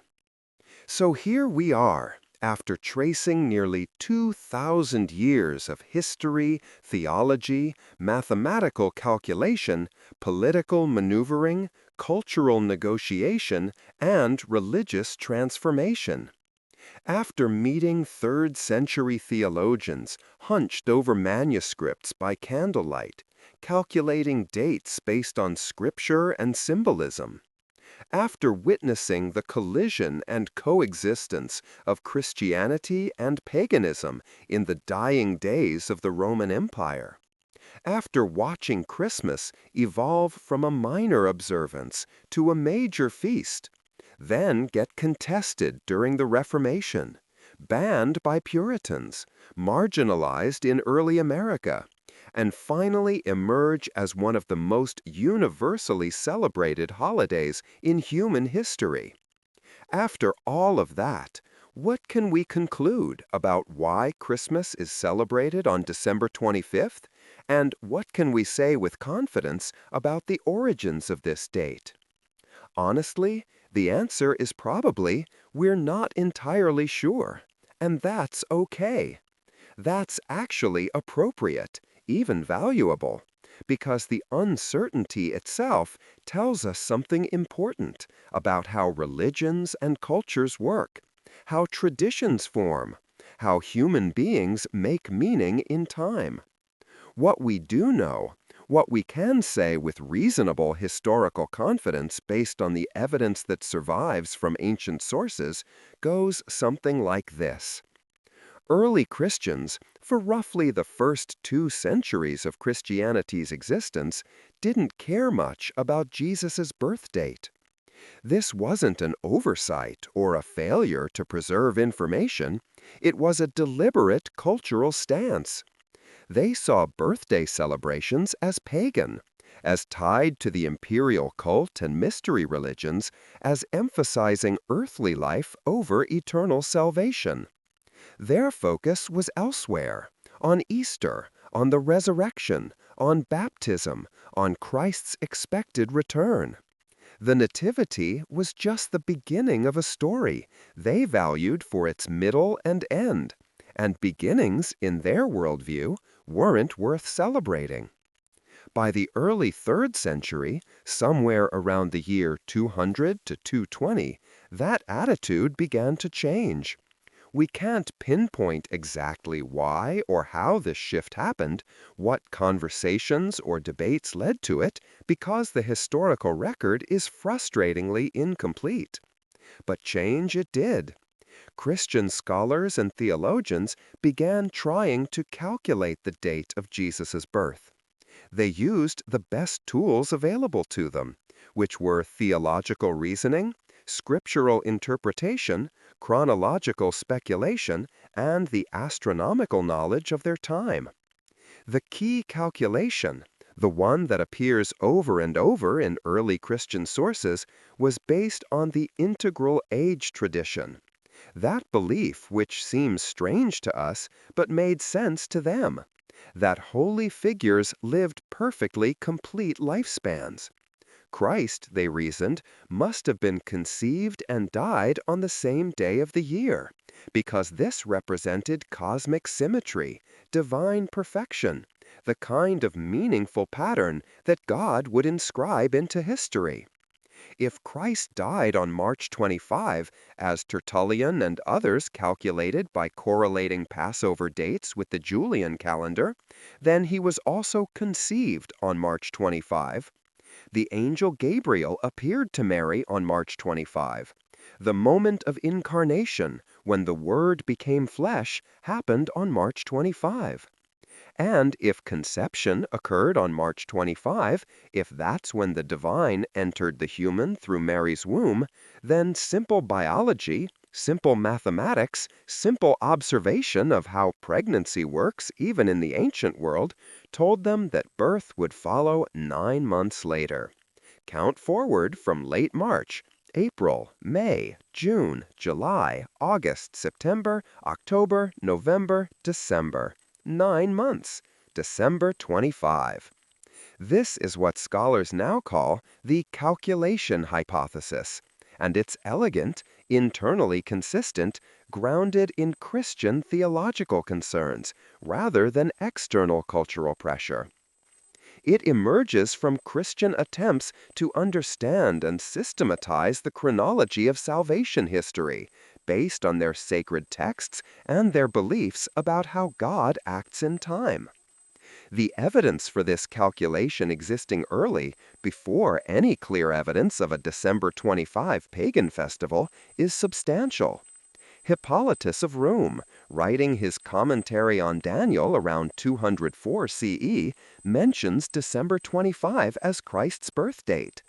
He states it matter-of-factly, as if it's already accepted knowledge, not as something new he's proposing. 70 years before Aurelian supposedly established the Sol Invictus festival. Later writers, like Augustine in the early 400s, explicitly describe the calculation method, explaining the logic of March 25 for both death and conception, the 9 months of gestation, the December 25 birth. They don't mention competing with pagans. They don't claim to be Christianizing a pagan holiday. They're doing internal Christian chronology, working out the dates of their Savior's life based on their own reasoning and assumptions. This suggests that the calculation hypothesis is not just a theory modern scholars invented. It's what early Christians themselves said they were doing, at least some of them, at least in some sources. And through all of this, through centuries of practice and centuries of change, December 25 persisted. Not because it was demonstrably the historical birth date of Jesus, which it almost certainly wasn't. Not because everyone agreed on why it was chosen, because they didn't. But because tradition has its own momentum, its own authority. By the Middle Ages, December 25 was Christmas, because it had always been Christmas, as far as anyone could remember. The origins were debated by scholars, but accepted by the faithful. And even when the Reformation challenged Christmas, when Puritans tried to ban it, when early America marginalized it, the date held. It survived contestation because it had sunk roots too deep to pull up, because it had become part of the cultural architecture of Western civilization, because people wanted it, needed it, found meaning in it, regardless of its origins. What does this mean for how we should think about Christmas today, in our own time? Whether we're Christian believers, for whom the holiday has religious significance, or secular celebrants, for whom it's a cultural tradition, or somewhere in between. Perhaps it means we should hold the date lightly. December 25 is not sacred in itself. It's not the actual anniversary of anything historical.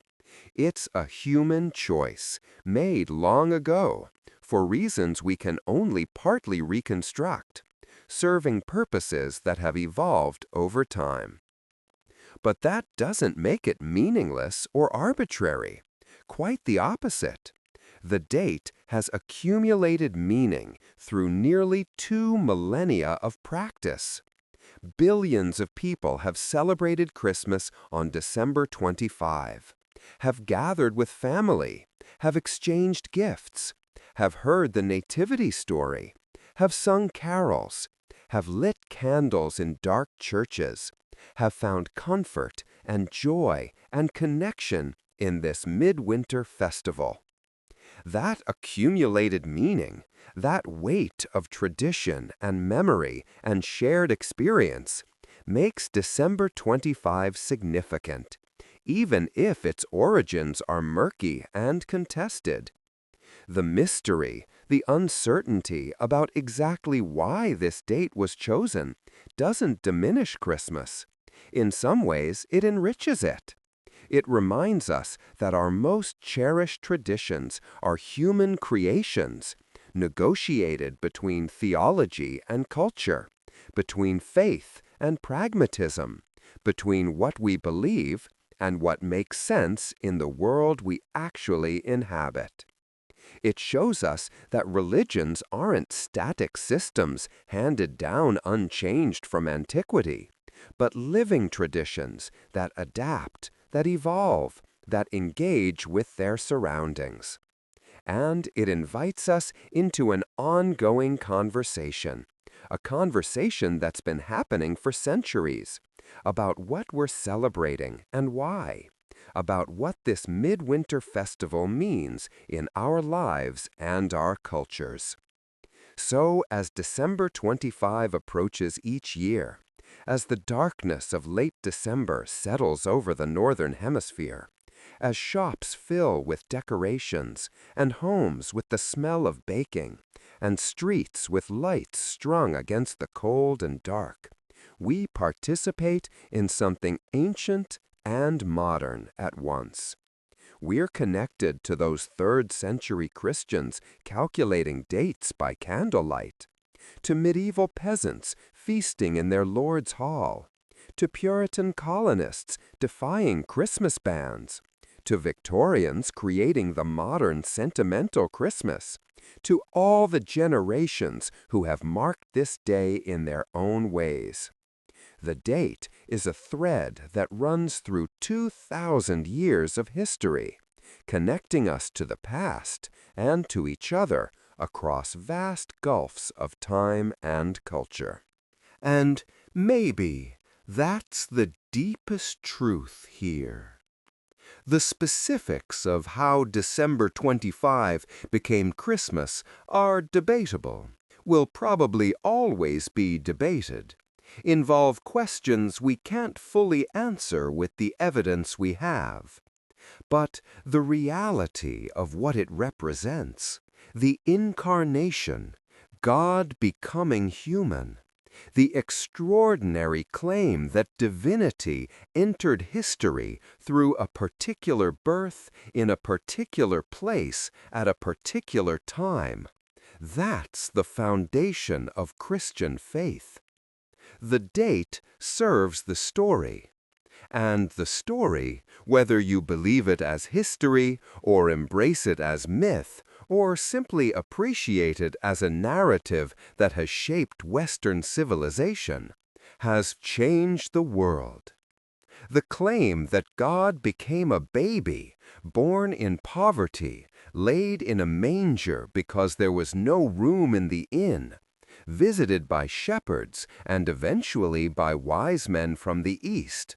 This story of the infinite becoming finite, the eternal entering time, the Creator joining creation, is radical, startling, beautiful, strange. It has inspired art and music, shaped ethics and philosophy, motivated saints and reformers, given comfort to billions. So we celebrate on December 25 or January 6th or January 7, depending on our tradition and our calendar. We mark the moment. We tell the story again, or we participate in the cultural celebration that the religious story spawned. And in telling it, in celebrating it, we connect to every generation that has done so before us, all the way back to those first Christians who, even without knowing the date, even while dismissing birthdays as pagan frivolity, believed that something extraordinary had happened, that God had walked among them, that the world was not the same afterward. If you found this journey through history interesting, if the complexities and mysteries and scholarly debates about why we celebrate when we celebrate have helped you see Christmas with new eyes, helped you appreciate the depth and strangeness of this tradition we've inherited, then consider liking this video and subscribing to the channel. Help us keep these deep dives into the fascinating corners of history coming. Share this with someone who loves a good historical mystery, who asks questions about why things are the way they are, who appreciates that simple questions often lead to complicated, nuanced, endlessly interesting answers. And let me know in the comments where you're listening from, what time it is where you are, whether you celebrate Christmas on December 25 or on another date, and what you think about the origins of this holiday. Do you find the calculation hypothesis convincing? Do you think paganism played a larger role than Christians admitted? Or do you think, as I'm inclined to, that the truth is messily somewhere in between, involving factors and influences we can only partly untangle from this distance in time? It's oddly comforting to know who else is out there, drifting toward sleep with the same questions, the same curiosity about the past, the same appreciation for the tangled, complicated, thoroughly human process by which our traditions came to be. We're all connected, across space and time, by our shared curiosity, our desire to understand, our willingness to sit with uncertainty, ambiguity, and mystery. Until next time, rest well. Let these questions and stories settle into your mind as you drift toward sleep. And may whatever winter festival you observe, whatever meaning you find in late December, bring you light in the darkness and warmth in the cold. Good night.